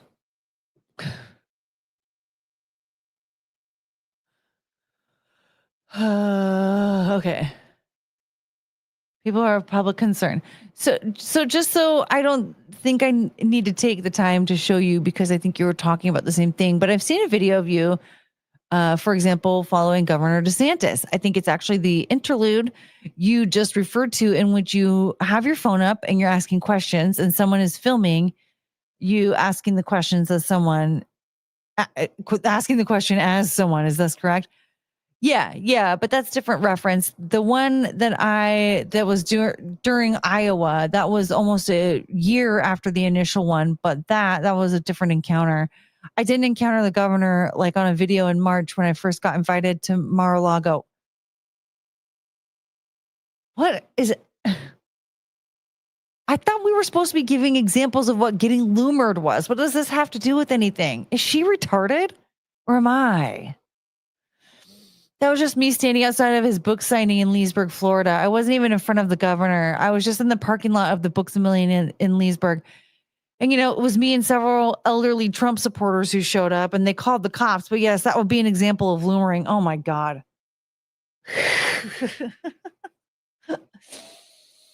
Was it an example of getting loomered or not? Great. The second encounter you're talking about. Thank you. You already testified. You worked with Project Veritas and you were there from about 2015 to 2017. Is that right? Yeah, about 2017. But I did. I mean, James is one of my closest friends and he wrote the foreword for my book. Fucking who cares? And so I worked there in like official capacity in 2017, but even throughout 2018, not in a paid capacity, I was assisting and helping, disseminate some of their communications until I was banned everywhere. Okay. Did you work with a company called Rebel Media? Briefly, yes. What is Rebel Media? Rebel Media is a Canadian-based media company that does a lot of investigative journalism, and they're kind of international. And we're looking for New York correspondents at the time. And I had been living in New York. And so I applied I was initially asking to assist them with fundraising. And then I had wanted to be their New York correspondent, right? But I quickly learned that they were more interested in my connections for the sake of raising money. So I resigned from the company. Okay. And that's actually not on your resume. Is there a reason you left it off? Because I was really only there for a couple of months and they didn't really allow me to do a lot of the work that I wanted to do. Because I came to realize after the fact that they were more concerned with my donor connections. They wanted me because I also assisted James O'Keefe with fundraising. I think they were more interested in me trying to bring them donors. And when I realized that I wanted to, do my journalism, it felt very restrictive. And I was like, that's not really what I want to do because I don't want to be a professional fundraiser. I want to do my journalism. So it's like, I wasn't really there long. I think I was there 2 or 3 months or so. I don't even remember. Did you ever work at InfoWars? I didn't work for InfoWars. I contributed to InfoWars. Excuse me. Can you move your noggin?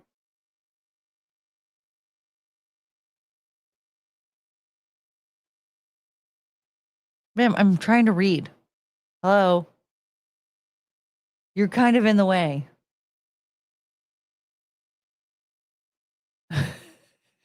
She won't sit down.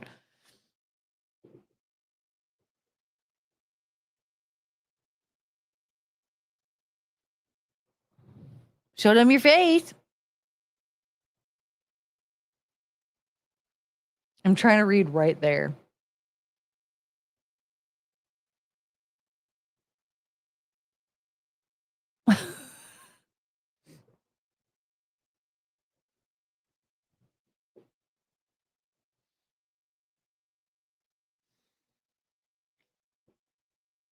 Taylor Business said more in one word than all 48 pages of Laura's yapping. Oh, and there's more than 48 pages. She's invested in this case.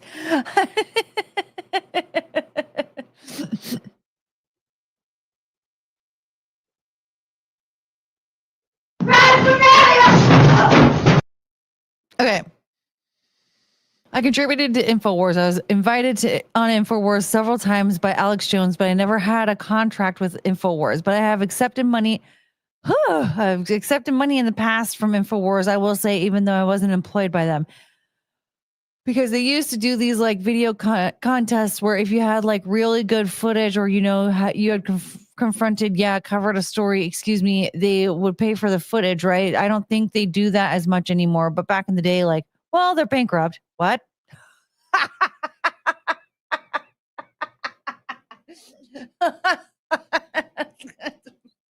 That's a funny exchange. They're bankrupt. What? They're bankrupt and defunct, right? Well, this was before their lawsuit, but back in the day, things have obviously changed with the progression of social media. A lot of freelance journalists or independent journalists would be paid for their content or their clips. And so as an independent journalist, sometimes I would like sell some of my footage to like InfoWars or Gateway Pundit, but I was never employed by them. In the past, it was just a fee. In the past, you've referred to yourself as an activist, correct? Yeah, I have. And what did you mean by that? Well, as an activist is somebody that, fights for a specific cause. And I'm a journalist, but I'm also an activist. I consider myself to be a human rights activist. I fight against human rights abuses, right? I'm an activist in the way that I speak out about Islamic terrorism, right? She says right a lot. An activist against anti-Semitism, an activist against terrorism. An activist is somebody that uses their voice or their platform to advocate for a cause or to, speak out for something. I mean, I was an activist and am an activist for free speech. I think everybody in some capacity is an activist for the causes they support. And have you ever referred to yourself as an influencer? I may have. Like, again, that's kind of an interesting term. I don't like calling myself an influencer because I'm a journalist. But I know that a lot of times, like when you have a large following, people will call you a social media influencer. But I'm a journalist. I have a degree in journalism. I graduated with 4.0. It's not like I'm a pretend journalist. I have an actual degree in journalism and I have a media company. But again, that term could be used if somebody is influencing something, right? Like, so my journalism could influence people. Oh my God, we don't care. People's opinion on something, or my opinions could influence something. So, it kind of just like depends on your definition of the term influencer. But I don't really like when people say, oh, she's a social media influencer, because it's like, I feel like influencers are more people who like, post photos of themselves or like, oh, buy this handbag or buy this makeup. It's like, and you're changing affect a change. And you're affect a change in society, right? Rather than sell a handbag. Yeah, by exposing corruption, waste, fraud, abuse, doing my investigative journalism, speaking out about the political state of our country, reporting on the news. Oh my God.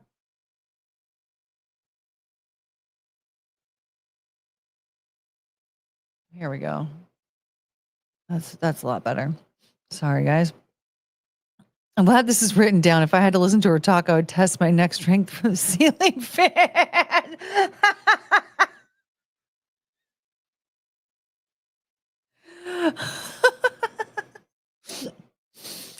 I mean, I may have. I don't like. Wait. Okay.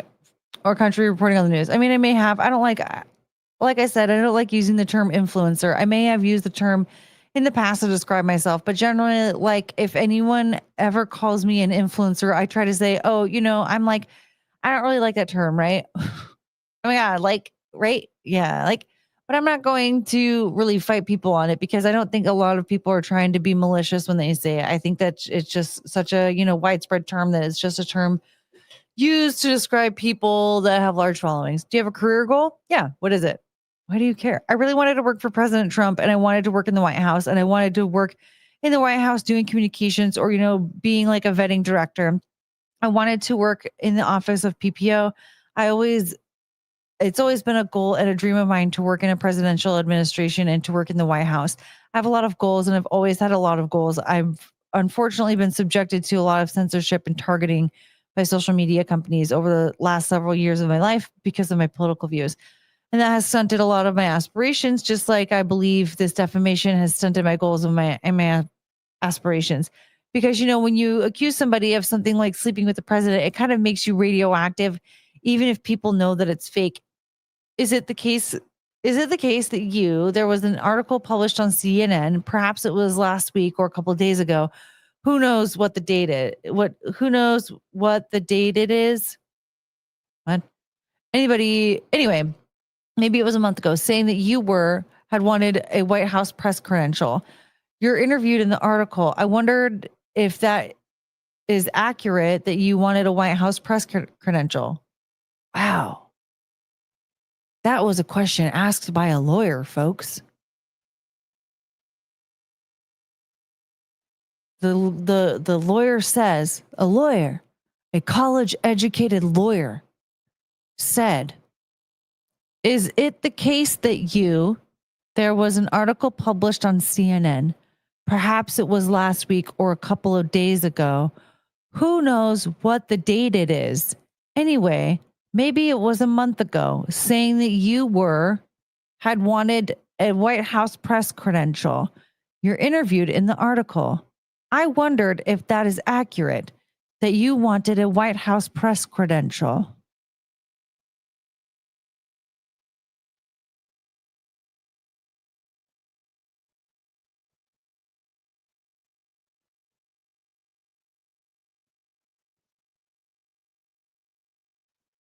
What? Yeah, I wanted a White House press credential. Caroline Leavitt, who's the press secretary, when she gave her first briefing, I believe it was during the first briefing, may have been like one of the few first briefings. She said that they were opening up the press briefing room to new media. And like traditionally speaking, right? Like the White House's briefing room has been kind of like an elitist place where only mainstream media has been allowed to get press credentials. And so the Trump administration wanted to kind of adapt the press briefing to new independent media. And I would say that I'm an independent journalist. I obviously do not work for mainstream publication. And most people today consume their media from independent news sources. So they said, we're opening up the new media seat. They said they actually created a new seat, which is in the front row of the press briefing room. And they were going to start diversifying the press room. And they invited anybody who wanted to apply as a journalist, whether you're an independent media, independent journalist, a blogger, a TikToker, a YouTuber, right? They made it very broad. They said that you could apply to get a White House press badge. And I applied, and my correspondent, Charles Downs, also applied, and we did not hear back. And yet, in the CNN piece, you say that's because you believe you would, it was an official form, right? Oh my God.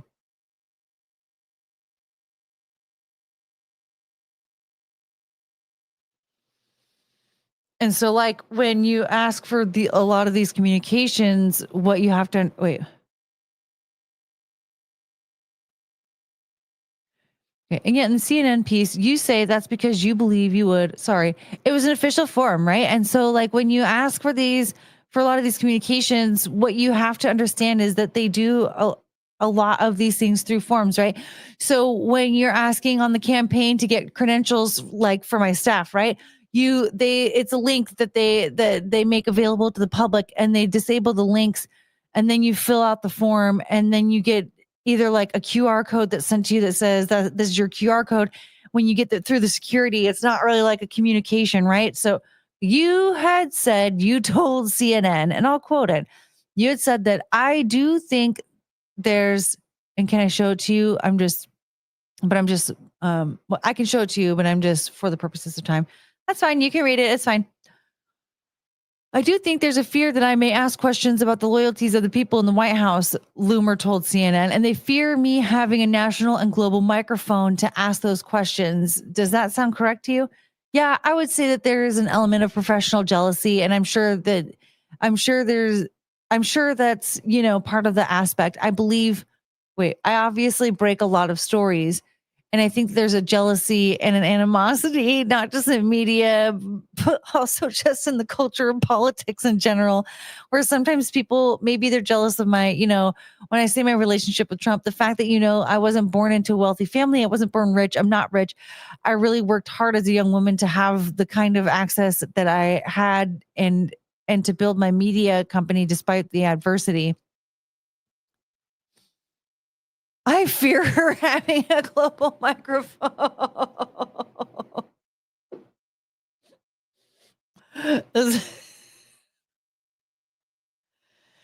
I ran for Congress. President Trump had endorsed me. He voted for me. And I think a lot of people kind of resent the fact that I didn't just give up, right? After being in lawsuits with like some of the most powerful companies in the world. And I think that a lot of people would just like to see me go away and give up, but I keep on fighting. And I think the president admires that, right? He always talks about how he likes fighters. And so while there are people who are jealous of me, I think there's also like, I'm not a sycophant, right? I report on stories and I oftentimes, will call out what I perceive as vetting failures or it's what a journalist is supposed to do. Oh my God, I'm disassociating.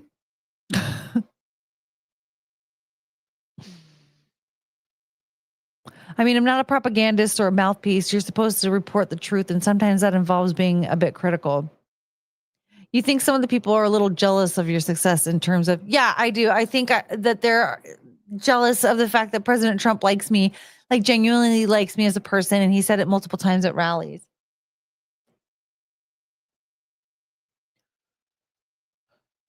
Okay, now he said, oh, she's a tremendous person. Okay, that's definitely a quote from him. She's a wonderful woman. She's a patriot. I think that it bothers people. I think that a lot of people get jealous when they're not singled out. And I think a lot of media is jealous because, maybe they're like, oh, well, she's a journalist. How come the president, singles her out as opposed to us, right? I think the president appreciates the fact that I'm a genuine person, a genuine nice person. Oh, okay. And I can't read people's minds, but I would say that it's probably an element of jealousy.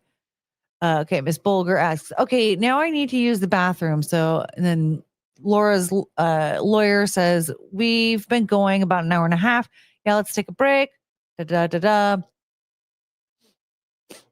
We're off the record. Videographer back on the record. Miss Loomer, are you? So this is Miss Bolger. That's that's Bill Maher's lawyer.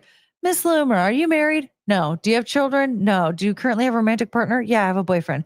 Okay, how long have you had that relationship? Objection, relevancy. We've been together for about a year. Okay, so that puts it like what? It is today, June 2024. Is that right? Actually, as of yesterday, because today's the 4th, right? Yes. Yesterday would have been 13 months together, so a year and a month. Okay, so I'm assuming you've never been unfaithful to your partner? Never. Objection, never. It's fine. I have no problem answering the question. Who cares if you have no problem answering the question, you idiot? What the fuck? Off the record, did we miss an assault attempt?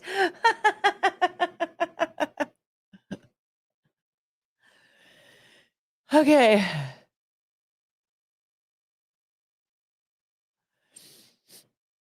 I've never been faithful to my boyfriend, which is why these allegations against me by Bill Maher are also egregious. Because at the time when they were made, I was in a relationship as I am now. What's the name of your boyfriend? I mean, I really don't want my boyfriend to be doxxed. And then her lawyer says, we'll put that on the separate record. There's not going to be a separate record. Oh, no.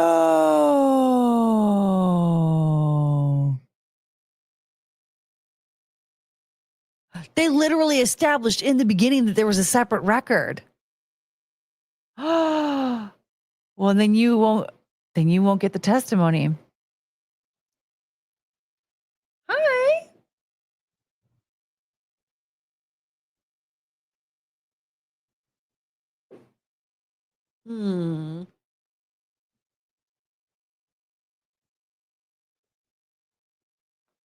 Someone came up to say hello.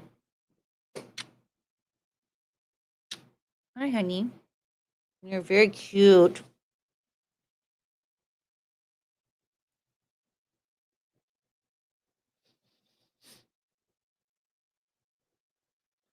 Uh-oh. I don't think there's any, there's no, okay, hold on. I don't think there's any room for you. Okay. Okay.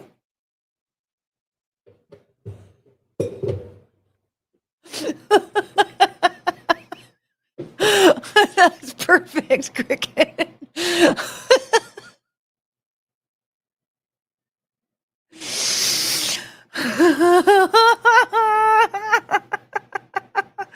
You were very cute.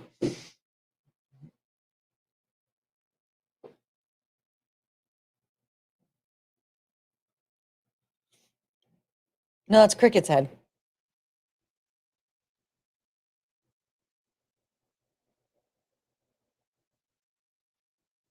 Hi, you're very cute. I love your stupid head. You have to lay down though, honey. Here, let me see if I can move your sister. We just don't have the room for you up here. Beep. Okay, there you go.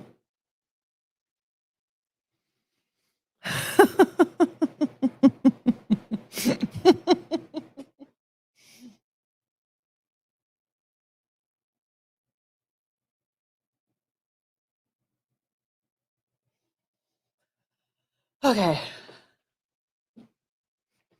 After all that, the only thing that was lost is our time and my sanity. We got lumered. No, there's more. You guys, here's the deal. We're only on page 53. And there's like 227 pages. How much more can we survive though? Can we see the screen? I have patience, please. Excuse me. I thought we were chatting. Sorry. Okay. Sorry, I thought we were having a little interlude, but no.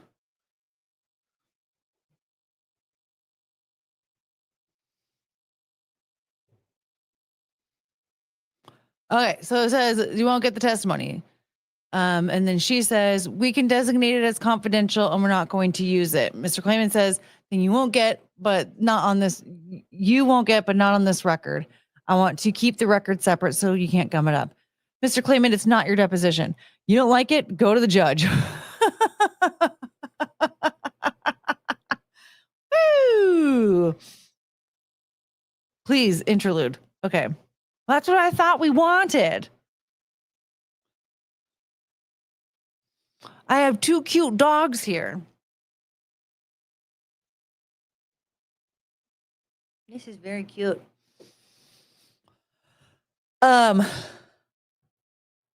now I'm out of my interlude groove.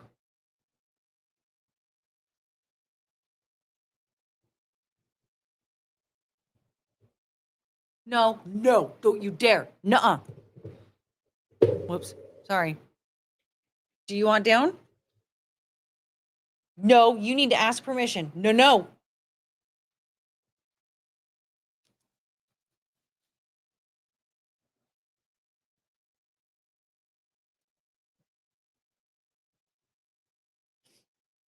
I mean, whatever. I'm very confused by this. I was wondering because it's broken. What do you mean?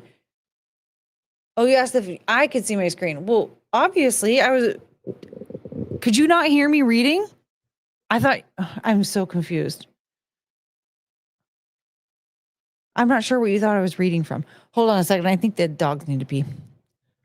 I forgot that Jonathan Davis beatboxed and scatted in Freak on a Leash. Does anybody remember this? Go!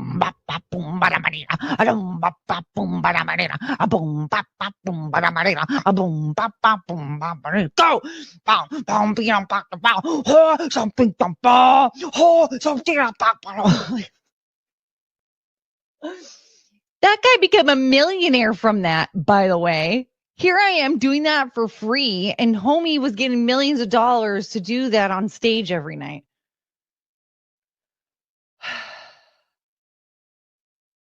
Da boom bap bap boom ba da da vida. A boom bap bap boom ba da ba di. Oh, some pira fuck to go. Oh, some ping dong po. Oh, some tia pop no. Oh, some ping dong po. Boom bap ba dum ba da ba da. A boom bap ba dum ba da ba di. But like seriously, how come we didn't talk about that more? Jonathan Davis is over here with his dreadlocks. A boom bap da boom ba da ba di. A boom bap ba boom ba da ba di. Boom bap ba dum ba da ba di. A boom bap ba dum ba da ba di. Go. Hosting up. And we just accepted it. We turned him into a millionaire.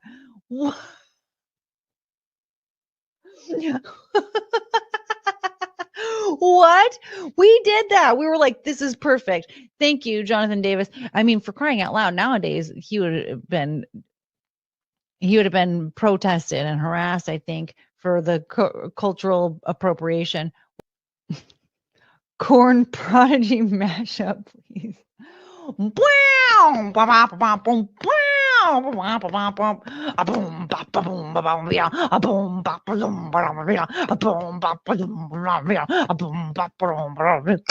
Oh, so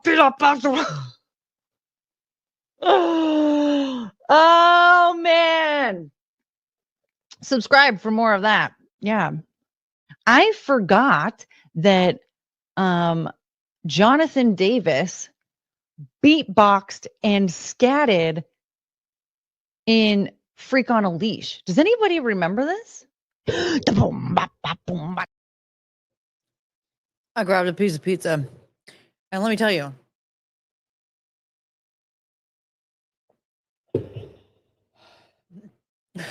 I thought you memorized it.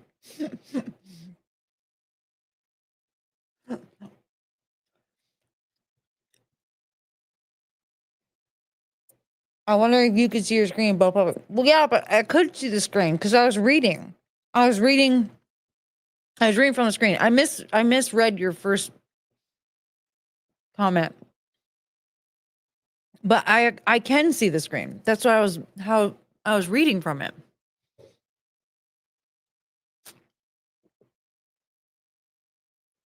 I gave Chungus a bite of pizza crust, so we might get some Chungus farts tonight.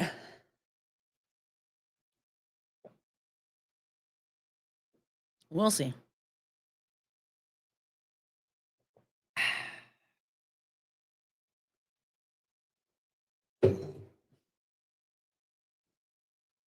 Yeah, it turns out the dogs just wanted to like get up and stretch, except for Chungus. Chungus took like 100 years though to look for the perfect spot to pee. So I don't think she like needed to pee. She just felt like obligated to because the door was open.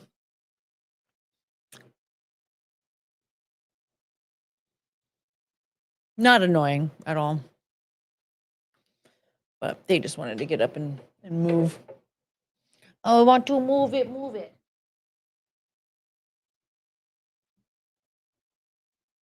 Show the back of your head. Yeah, look, or the top of your head. You goodness! I love you.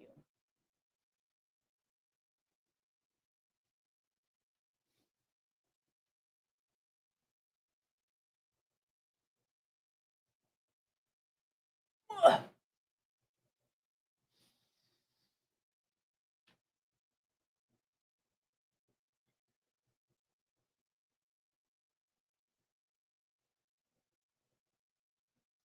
You want up here?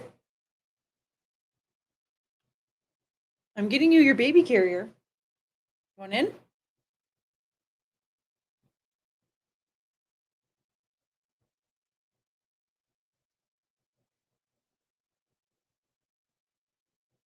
Okay.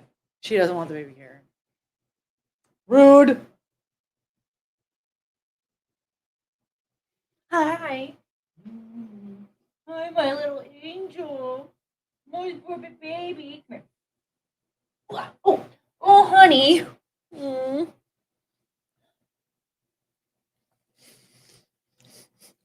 There she is. Tell him everything. Tell him all the things. You're so perfect. You're so perfect. Ah.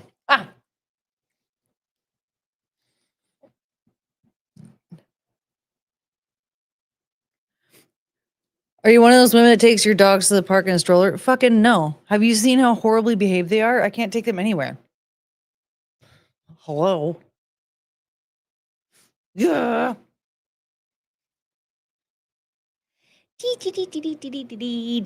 But I do judge people who judge.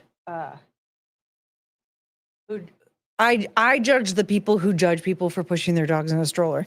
Because how fucked up would that be if your dog loves going outside, but they're injured or sick and can't walk? So, like, what do? You're just gonna like leave them trapped in the house forever? You're not gonna take them outside anymore to enjoy the things that dogs love doing the most? You're just gonna deprive them of that because they can't walk by themselves due to an illness or an injury? Like, how disgusting are you? Of course you're gonna get them a fucking stroller and take them on a walk because that's your dog and you love them. Just because they're injured and they can't use their legs as well as they used to, or they're old and it might fuck up their joints, or they're sick and they can't really move the way that they could, doesn't mean that they don't deserve to go on a walk. What kind of a monster are you that doesn't allow your dog to go on a walk just because of a disability? That's disgusting. Get rid of your dogs. Rehome them now. So would I put my dog in a stroller if it could no longer go on a walk safely? Yes, absolutely. That's my dog. And they enjoy going on walks. I have to walk these dogs. And so what I'll do with Penelope is I throw her in a baby carrier because she's not allowed to go on walks until she meets with the internal medicine specialist. I didn't take them on walks at first because I wasn't quite sure what to do to navigate her not being allowed to go on a walk and Cricket and Chungus still needing to go on walks. But that's what I do. Because those are my dogs and they deserve to go on walks. And none of them deserve to be punished just because Penelope can't go on walks right now. Well, here's another retard here. I know somewhere there's a woman with a dog in a stroller and a kid on a leash. Did you know that sometimes kids do need to be on leashes because, like, what do you do? You think that women just take their kids out so that they can babysit the kid in public? Though, like, a lot of times they're running errands. They have things that they need to do, and sometimes the kid can easily get lost if the mom's not paying attention. So putting them on a leash is actually very safe. I find you to be a creepy pedo if you think that it's okay for a kid to easily get kidnapped because a mom is trying to run an errand. And you're a pet abuser if you seem to think that just because a dog might have a slight disability, they're no longer allowed to go outside. So yeah, if a mother is just trying to run an errand or whatever, she just wants to walk her dog, but the dog can't safely go on a walk because of an injury, and she doesn't want her kid running off and getting hit by a car or getting kidnapped. Yeah, she probably does have her kid on a leash and the dog in a stroller. And you're weird for judging them. How can you worry about a handicapped dog when there's a genocide going on in Gaza? Just shock and move on.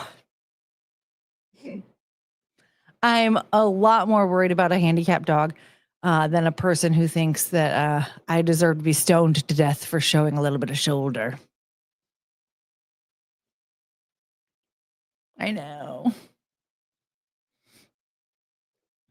Do you think Russell Hall likes to wear a dog collar? No. Maybe. I don't know. Where's Russell? You know how you can get Russell out of the woodworks if he's lurking? Watch this.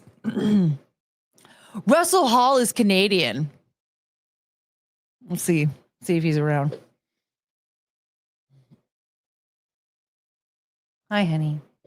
Can you see Chungus's head in the corner? Do this. You're cute.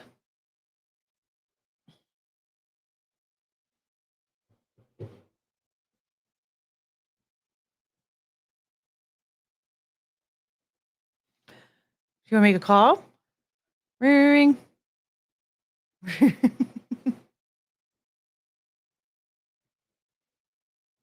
What does this mean? Canadian Russians are better at hockey? Russians? What does this mean? Also, we weren't talking about hockey. Sir, I'm I'm nervous. Yeah, Frank knows what's up. Russell's Canadian. Russell's Canadian. Russell's Canadian. Russell Hall's Canadian.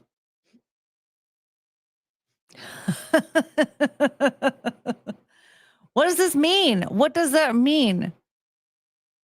Russians? No, Russians are. Why did you put a CA in the front of it then? Better.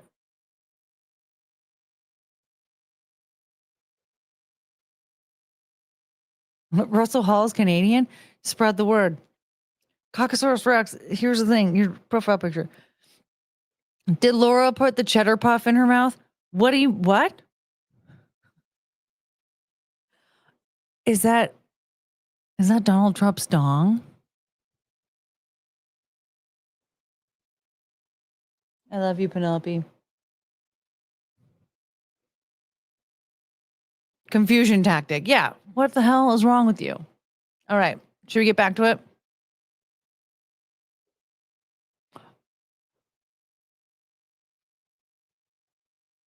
So we have to watch Penelope real quick. She stood up and spun in a full circle just to lay down in her exact same position.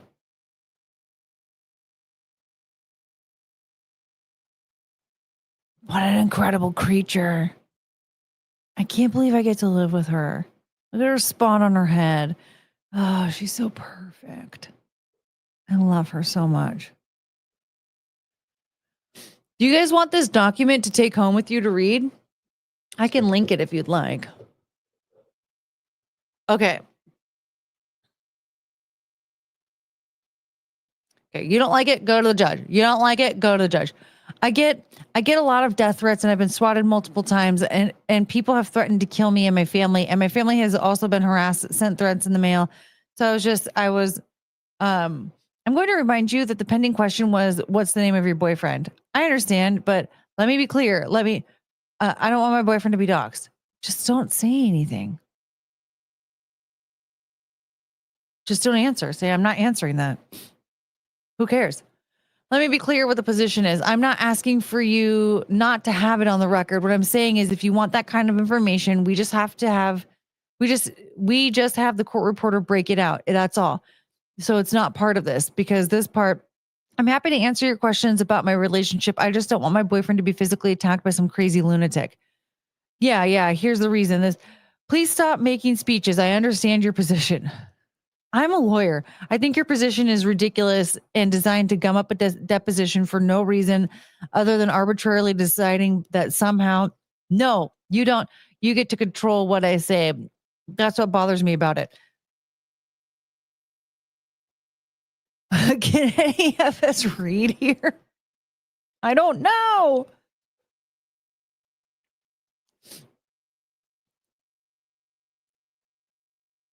Whatever speech you're about to do is not going to dissuade me. Well, I'm not going to put it on the record. Well, I'm going to put it on the record, sir. So let's do this, whether you like it or not. No, you're not. Yes, I am. Let's do this. Yes, I am. You're telling me you won't tell me the name of your boyfriend at the moment, but in a separate section of this deposition, which, by the way, we're going to do after the 7 hours, because the idea that I have to accommodate you and don't get the extra time is preposterous. You will tell me the name of the boyfriend. Is that right? You don't get to decide that. I'm telling you that I will give you the name of my boyfriend. Just say you're not going to give her the name of your boyfriend. Call Clayman Gaiman for the lulz. But I don't want my boyfriend to be doxxed and subjected to violent threats and people who don't like me. And so I would ask that his name not be disclosed publicly. I agree with that. And the reason is, I'm happy to give you the name of my boyfriend. That's fine. I agree with that. And also, by the way, sometimes when you say that, sometimes when private people's names get disclosed, it's dangerous to them. Mr. Gaiman. No, don't answer that question. That's vague and ambiguous. Answer the question. Oh my God. No, she's not here as a legal expert. When you're saying that when a private, don't answer the question, person's name gets used publicly, don't answer the question, it can put them in jeopardy. Is that right? I'm not saying that. I'm speaking to the fact that I have been swatted. I have been subjected to violence and death threats. I have a lot of people who also, as a result of Bill Maher's attacks on me, have, been made to think that I'm some kind of a monster. especially because of the follow-up episode he did. I think it was 24 Things You Don't Know About Laura Loomer, where he, accused me of being racist multiple times. And as a result of all these attacks on my character and false accusations about me, I received death threats from people who have been put into a frenzy because they have seen this has been broadcast to millions of people. As you know, he has a very large audience. They have been made to believe that I am some kind of dangerous person. So I'm just going to interrupt again. A racist person. In fact, my question was, what's the name of your boyfriend? And what you gave me and said, yeah. And because I'm asking, was an incredibly long explanation. I don't want somebody to, Miss Loomer, I'm talking. One at a time, please. One at a time, please. Miss Loomer, I'm talking now. Yes.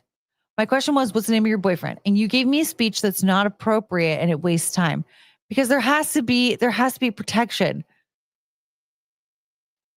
Miss Loomer, I'm talking. One at a time, please. And you cannot talk when I'm talking. It's so unreasonable. I'm asking you. I don't want somebody. It's how a deposition works. I'm happy to give you the name. Miss Loomer, you may not talk when I am talking. Did she literally fucking say Dems the rules? No. Did she say you may not talk when I'm talking? Is this a typo? Because it doesn't make sense. Deems the rules doesn't make sense.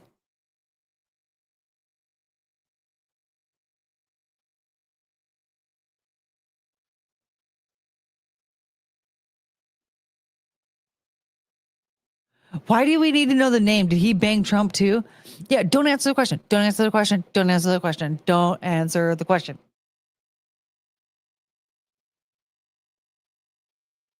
I hope everyone's taking notes. Courtney's going to give a final exam on this. I don't remember half the shit that's happened so far. What page are we on? Them's the rule. 56.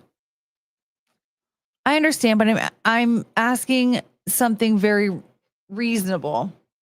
I told you that I will keep your boyfriend's name confidential. Okay, that's agreed. Okay. Mr. Gaiman. Okay, we'll put it on non-confidential portion of transcript ends. Confidential portion of transcript begins. What's his name? Andrew. Oh my God.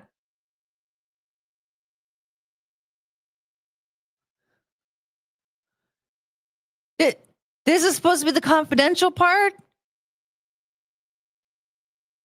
It should be Dems the rules, like saying Dems the rules. Is that what a fucking lawyer said in a deposition, though? Don't talk when I'm talking. Dems the rules.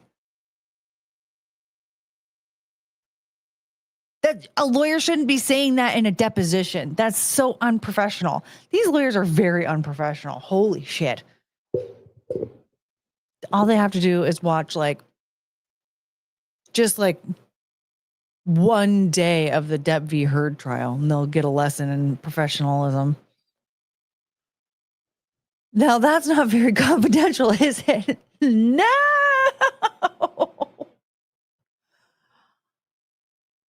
Confidential portion of the transcript begins. This is what she was wanting to avoid.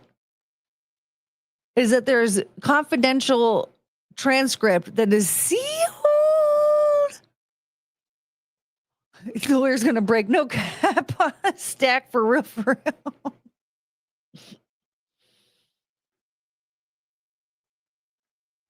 This is crazy. My boyfriend's name is Andrew. Wait. No, that's as far as you go. What's Andrew's last name? Not here. Okay. Separate record. What's Andrew's last name? No, she's not giving it here. We'll have a separate record for that. Okay. We're not going to use her to make that point. Okay. You're trying to justify the fact that you unreasonably and in violation of the law want to keep everything confidential. They're not keeping jack shit confidential, first of all. And secondly, this is information that should not be public. It just doesn't need to be public. That doesn't need to be part of this at all.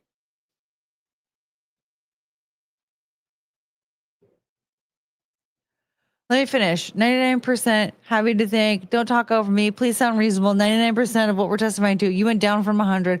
Is not confidential. We will give you that name. You went down from 100. Other than Andrew, have you had a recent relationships? No, I assume you're talking about romantic relationships. Yes. No, I'm in a very committed relationship with my boyfriend. And I have been for 13 months. And before you were in a committed relationship with your boyfriend, Andrew, were you in another relationship? No. Objection. Relevancy. Confidential portion transcript ends. Oh my God.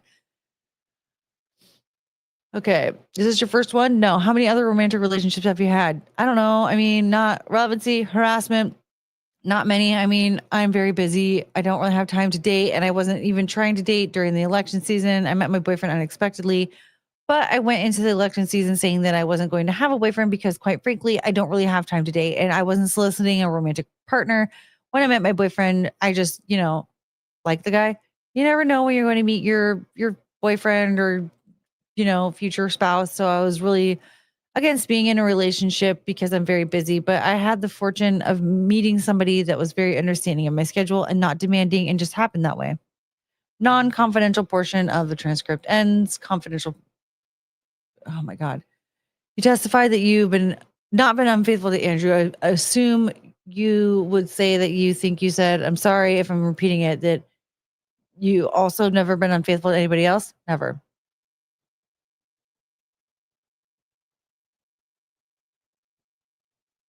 How many boyfriends does Laura Loomer have at one time?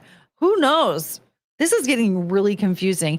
And I don't think they understand that this is not confidential. What's confidential about this?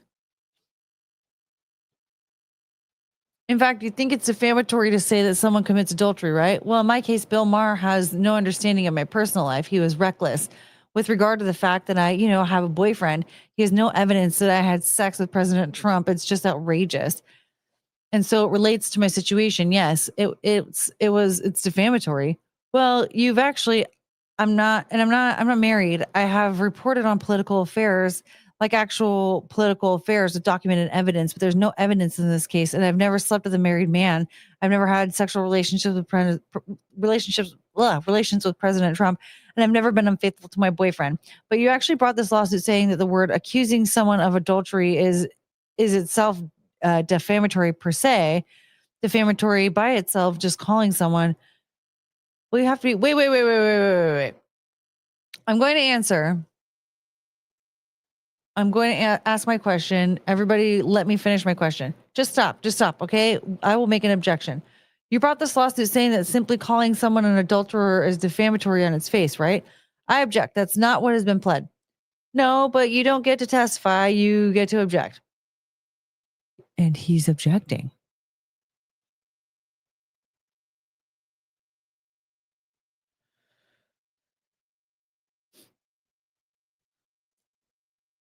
Please answer the question. I object.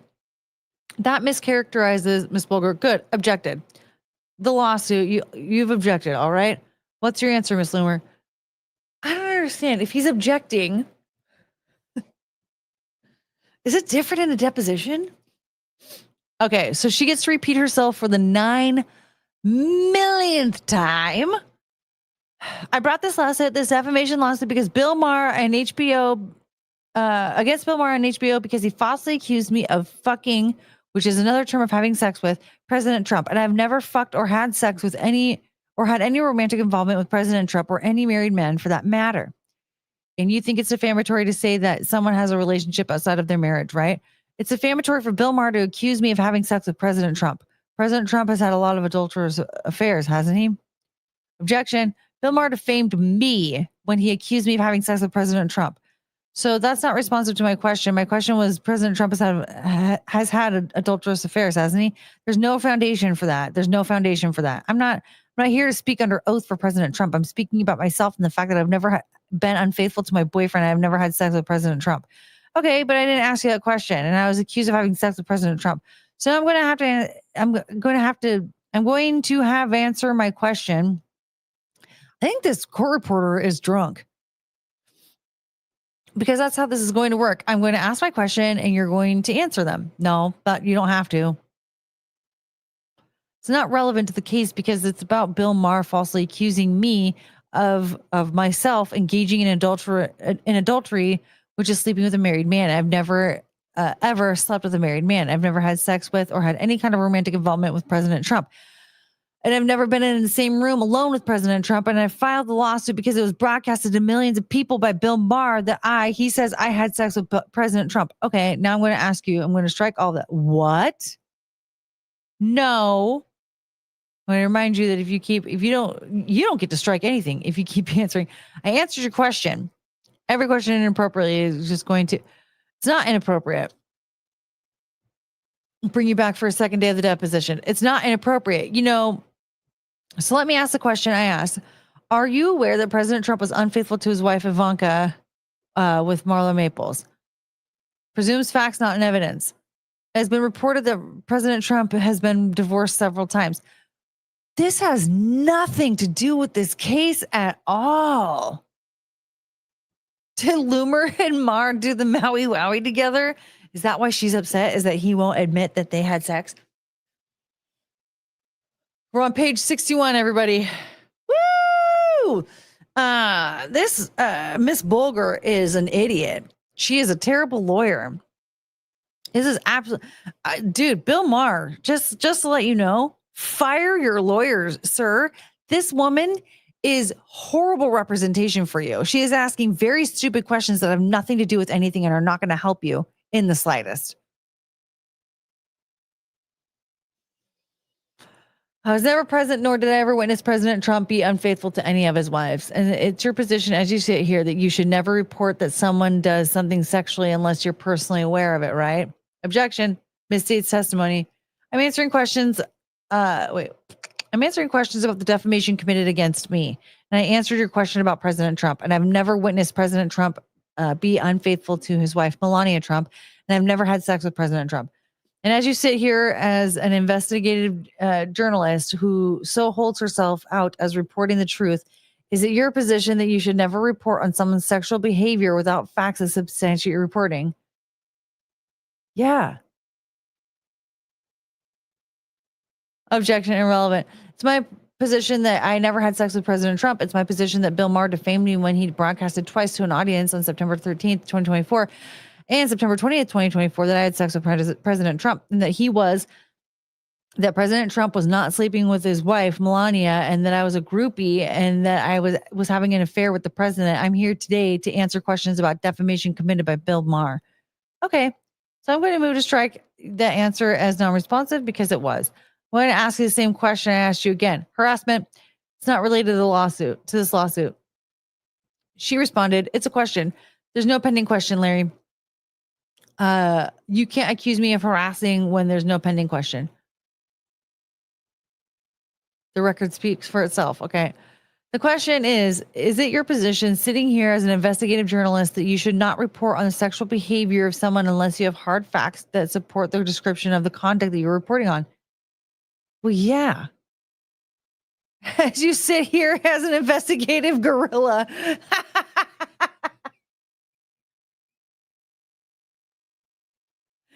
I'm telling you, this court reporter is messing up a lot. Like a lot.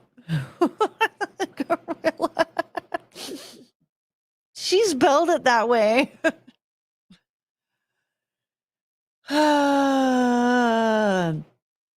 Objection, compound question. Go ahead, Ms. Loomer. It's my position that the facts show that I've never had a romantic relationship with President Trump, and the facts show that I've never had sex with President Trump, and I've never been alone in the same room with President Trump. I've never been a witness to President Trump ever being unfaithful to any of his wives.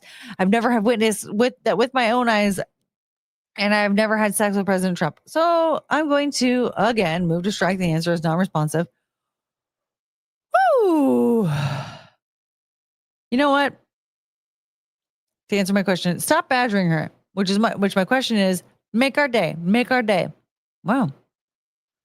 Is it your position as an investigative journalist, divorced from the facts in this case, as you sit here, is it your position as an investigative journalist who holds herself out as reporting the truth that a journalist should not report on the sexual behavior of another person without personal knowledge as to that sexual behavior?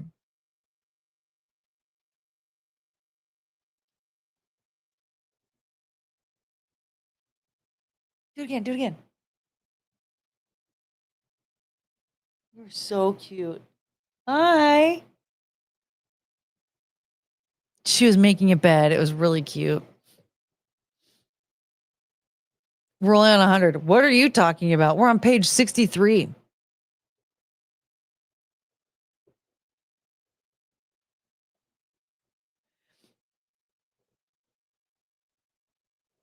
Let me see something here.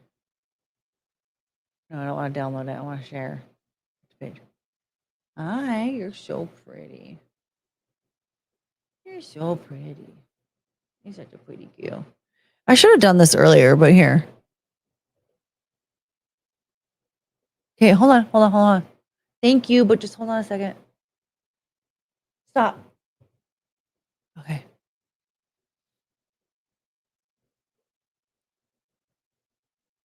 If anyone wants to pull this document up, I am currently on page 63. If you want to read along, it says document 100 at the top.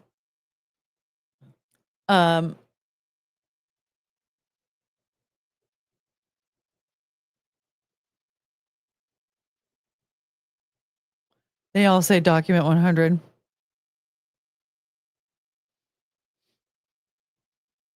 It also says 1910. And this one says 1911. But this right here is page 63.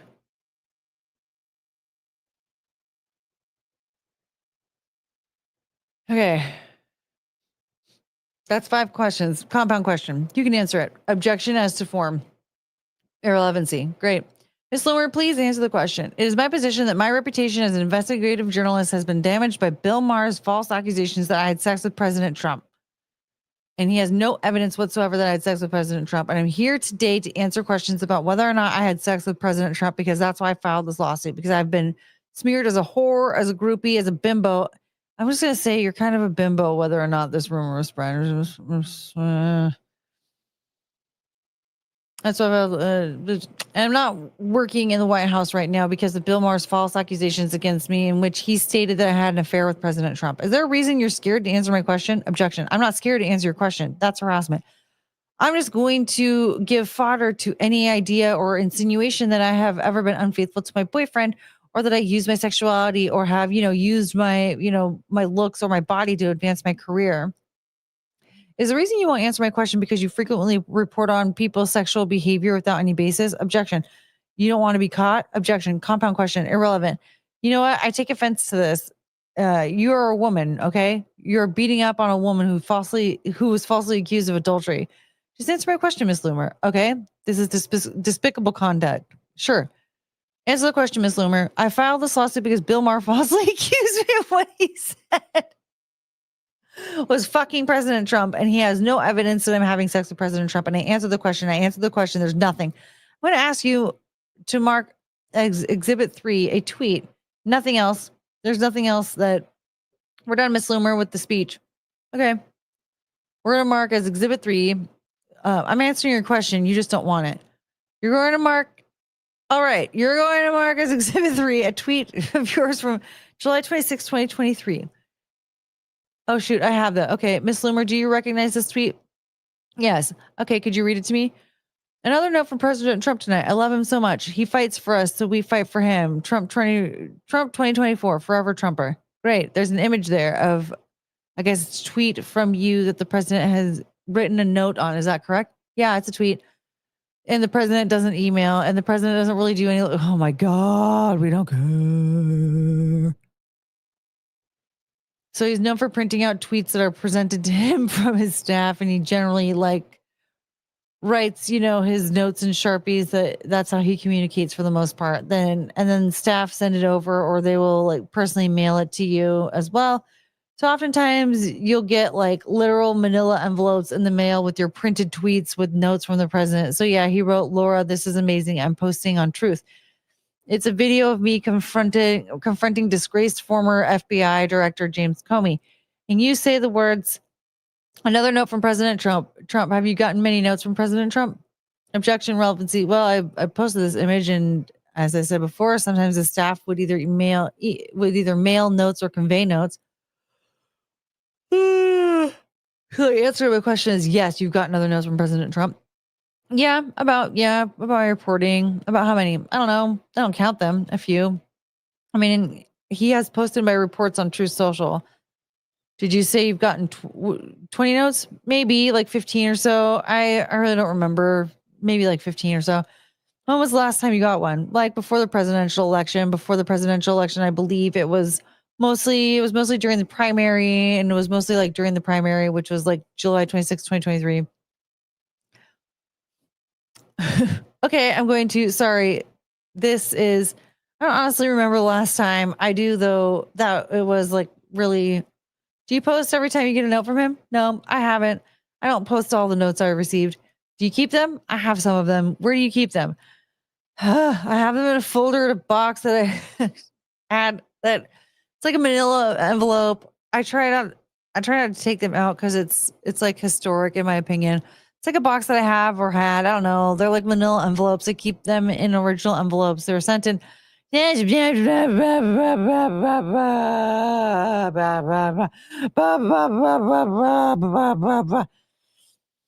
they're valuable? Well, they're sentimental. They're sentimental. I mean, it's not every day that you get recognized by the president of the United States for your journalism. And I find great pride in the fact that the president said that my video confronting former FBI director, who's now under investigation for threatening to assassinate the president of the United States, which is a felony, sent me a note.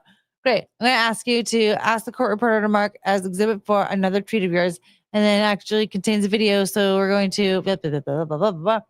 And I said, I love him so much. Look at that video. He's the greatest president ever. I think he's great. I love Trump. Here you go, Mr. Gaiman. This is it. Do I need it to, it needs to be noted? It just needs to be marked. That was 3. Nope, 4. Prior one was 4. Prior one was 3. 3, yeah. The one I just handed you was 4. Yeah, exhibit 4. Okay. Okay, so just, sorry. What is this? Sorry, there's lots of audio visual. The witness. So for the record, Miss Loomer, the document I just handed you is a tweet that you tweeted on August 13th, 2023. Can you read it to me? It says Loomer. And there's like an emoji. They're supposed to like indicate I'm sitting next to him. Trump, best president ever. I love him so much. That's just so you know, that reason I asked you to read it is it's my cowardice in not knowing how to read out loud what that emoji was. So thank you very much for telling me what the emoji was.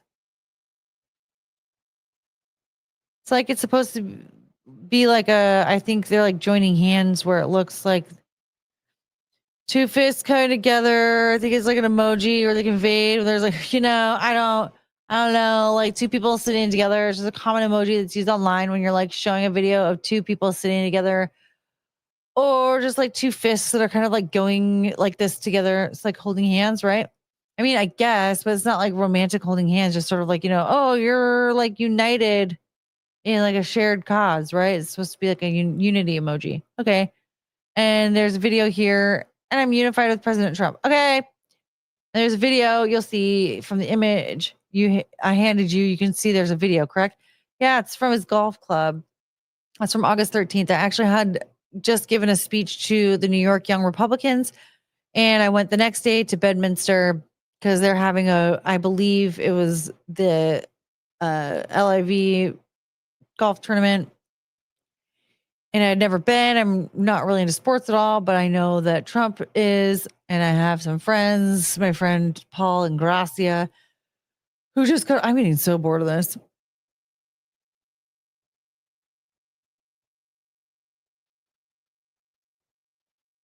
I'm getting very bored. He and I and his sister, some of his family, and other members of the New York Young Republican Club decided that we wanted to go to the golf club. So I just had a regular ticket, and I was standing on the side of the golf course, and President Trump is known to like drive around his golf cart. He saw me and he was like, oh, it's Laura. She's a fantastic journalist. And they were witnesses to this, right? Like I said, I was there with Paul and Gracia, who now works with President Trump in the administration. President Trump's secretary, Natalie Harp, was there. Media was there. It was widely reported. And he was just talking about how he thinks I'm great. And I think like he was even like, oh, I love this girl. She's amazing, right? Like she does such good work. And I got a photo with him, and he was in his golf cart. He turned around and he told Natalie, he said, make sure she gets to come up to the suite. And then he said, how many people are you here with? Your friends are more than welcome to come up to my private suite. And where he was hanging out with all the pro golfers. And there were some like donors and club members. So, I mean, it was shocking because, I'm not a donor. I'm certainly not a member of the club. And it's not every day that the president of the United States invites you and your friends. And he literally invited all of us. There was about 5 of us, Paul, his sister, I think his mom, and there were 2 other people, I think from the Republican club or one other. I don't remember exactly, but we were all there and we got to sit. That room right there is a suite. There were, about 10 other people, 15 people in the room. It was very private. I mean, it was very exclusive. And there's a balcony door that oversees the golf tournament that was taking place at the Bedminster Club. And so we filmed the video and he was sitting next to him. I was sitting next to him. He got a Sharpie in his hand. He was signing hats because I said, "Oh man, Mr. President, look at all these people outside. You're so popular. Everybody loves you. You're the best president ever." And I said, "You should sign all these hats. They're sitting here and throw them off the balcony. People would love it. The media will go crazy." And he said, "Laura, that's actually a really good idea." He signed about 50 hats and then proceeded after we filmed this video to walk onto the balcony. And he threw a bunch of hats and he had his staff film him. If you look at the date from the video and this is published, you see videos online of him throwing hats to supporters. So yeah, I mean, I said I love him. I love President Trump. Millions of Americans love the president. You can love your dad. You can love your mom. It doesn't mean you have a sexual relationship with your mom. I love my dogs. Doesn't mean I'm committing bestiality and fucking my dogs, right? As Bill Maher would say, no. Well,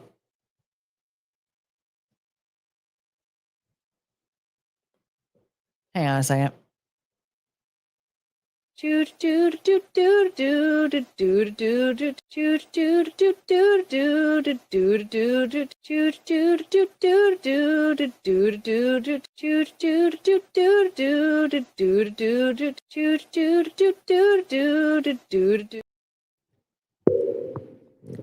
The doggies are crazy. All right. Is there a way that both lose? Because I want whatever that is.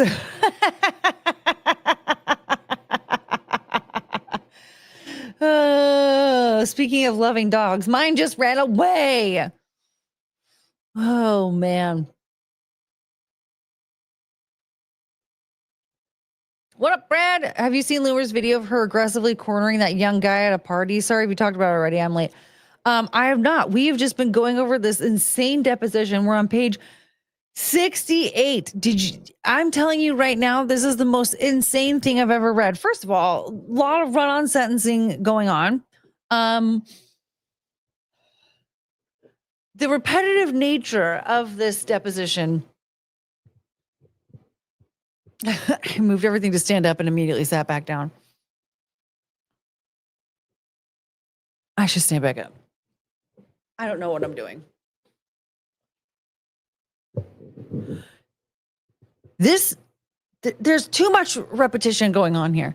The amount of times. Did you guys know Laura Loomer is suing Bill Maher because he said that she had sex with President Trump? Did you know that?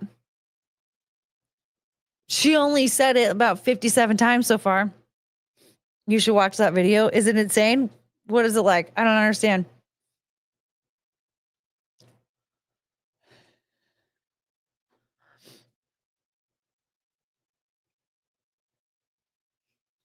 Can we just watch the video? I'm just going to, wait, whoops, I unshared.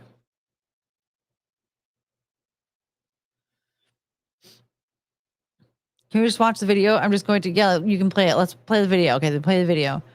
You posted that, right? Yeah, great. It's a great video. It's amazing. I mean, again, it's pretty cool that the president invited me to go to his private suite and he called me opinionated. He says I'm special. You know who else? Charles Manson said that to his girlfriends, just to let you know.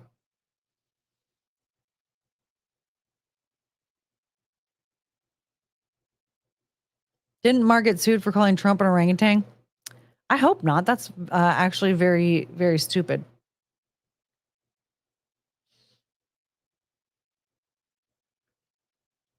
He says I'm special. It's awesome. It's probably one of the most exciting moments ever.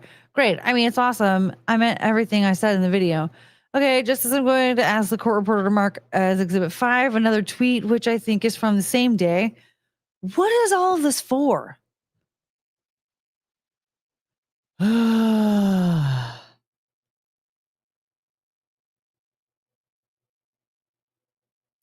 So just for the record, the tweet from you on August 13th, it says President Trump invited me to sit with him inside his private box. His private box. What? I didn't know he had one of those. Yep. And I just said too. You posted that, correct? Yep. That's from the same video. That's like a wider shot. And you can see my testimony is accurate because he's sitting there with a ton of hats with the Sharpie in his hand. You can see the sweet and the drinks, like the soda machine behind us. And you can see the reflection of people sitting on the balcony. So everything I said was accurate about him signing the hats. And, and there's one with the guys, in that picture, right? Well, they're to the side because I wanted, my own photo. Objection, this is so offensive. You can see, but you can see, but you can see. Oh my God. You can clearly see somebody in the corner. But like I said, there's witnesses, there's lawyers. Like you can easily see Paul and Gracia. Objection. It's fine. There's literally no pending question. It's fine, Larry. It's okay. I'm putting an objection.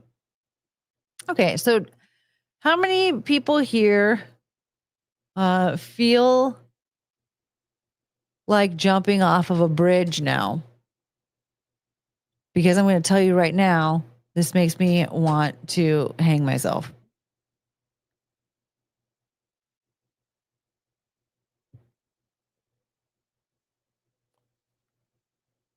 Trump recognized the specialness of Laura's loom. Larry probably objects to his name.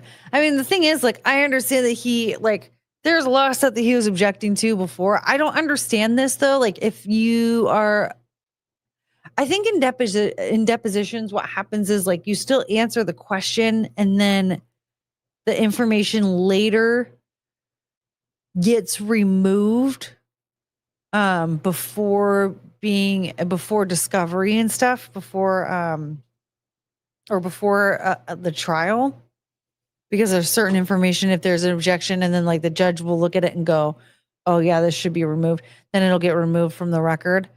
They did not do a good job with this, as you can see with the confidentiality transcript.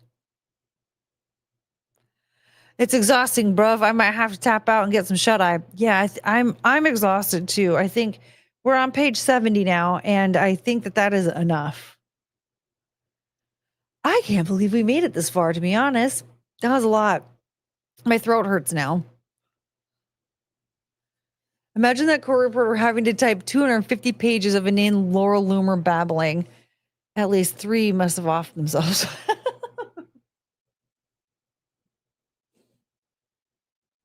I am so thankful that I've already blacked out most of what we read tonight. It was terrible.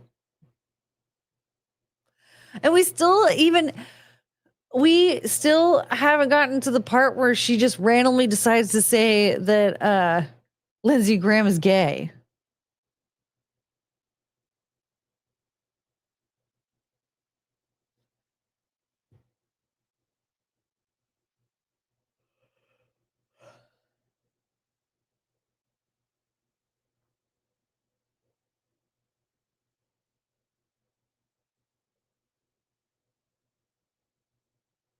Is this an ongoing thing, or can we just skip to the end? We can't just skip to the end. I mean, I know that they're going to repeat the same thing over and over and over again for the next 100 or so pages, but we have to make sure. We have to make sure to read it all. All right, I'm gonna wrap this up because I need to lay down. I'm gonna have a piece of pumpkin pie and lay down. Yeah, we're committed to the bitter end. But guess what, you guys? There is a race swapping show called Black White, produced by Ice Cube. And today, I watched all 6 episodes and can confirm that shit's insane.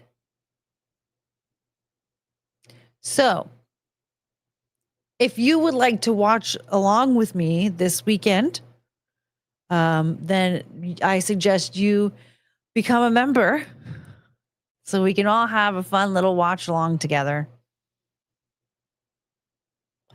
That was painful. Based on the level of dialogue, no one on that deposition deserves free speech. I'm just, my throat hurts so bad trying to read everything out loud. Honestly, if Laura Loomer could just say the one thing the one time and stop repeating herself so much, I'm sure this would probably be over with by now. We'd be done. But no.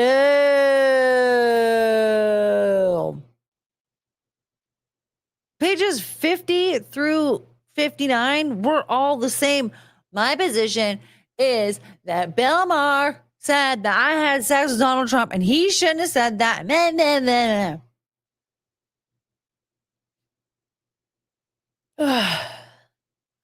We're going to get back at it this next week. I don't know if we're necessarily going to do it on Monday, but we're going to have at least one day next week where we're going to try and hammer this one out. But until then, Saturday, if you would like to watch Black White, where a white dude immediately starts saying the N-word over and over and over again after he's put in blackface. Ice Cube did what? Oh, yeah. Yeah. Just Google black period, white period, okay?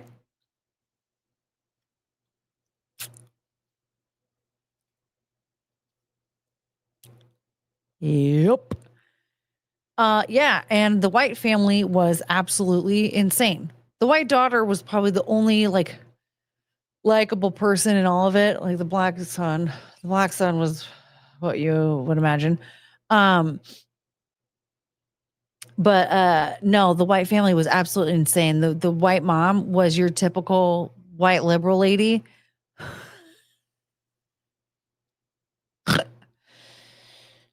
Wow. But the guy, the white dad, as soon as he was put in blackface makeup, it was the most insane thing I'd ever seen ever in my life. Immediately he was like, I'm just waiting for someone to come up and say N-word to me.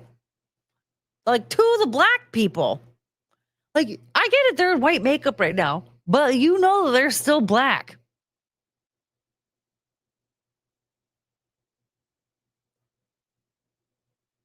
Hello, ma'am.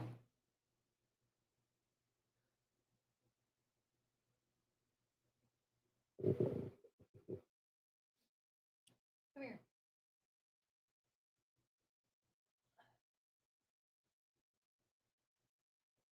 You want to say goodnight? Oh, I love you. You're very precious.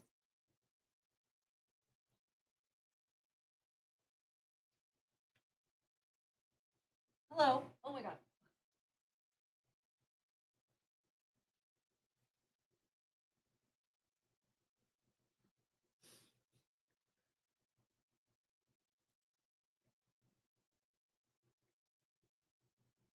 I'm kind of out of breath a little bit.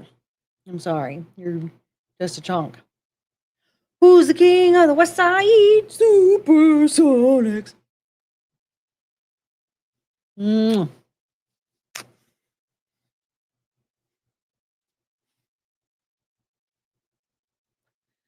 Oh, I love you. Hey, what are you doing back there? I don't trust you. Hey, Cricket, don't. I don't want her to pee on my bed. She gets like that if she doesn't get enough attention. All right. I'm going to go make sure that my bed stays clean and all of that. But like I said, if you want to watch a fun race swapping show this weekend with me, become a member, and we'll be doing that on Saturday. And then next week, if you want to be bored to tears, make sure you're subscribed and turn your notifications on so that we can go over the Laura Loomer deposition once again. In the meantime, just remember, nobody likes doing trust falls alone. But I guess that just means we're having to do this again. Oh, no.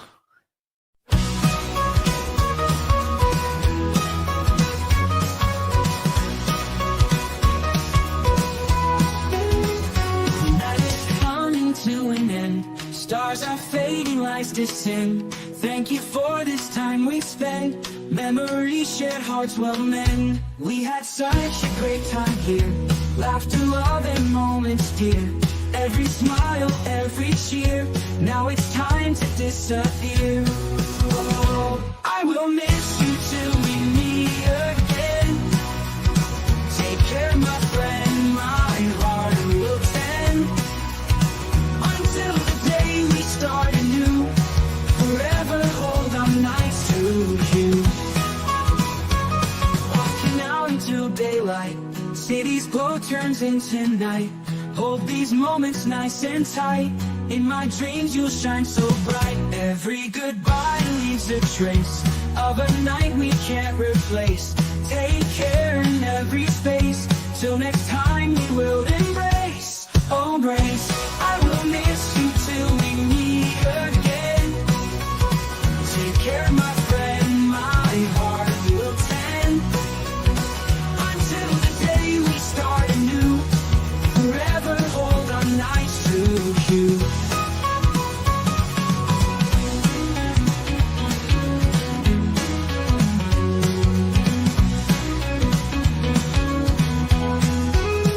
Holy goodbye leaves a trace of a night we can't replace. Take care in every space. Till next time we will embrace.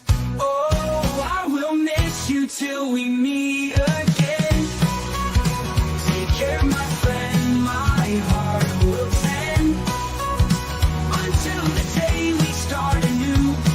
Forever hold on nights to you.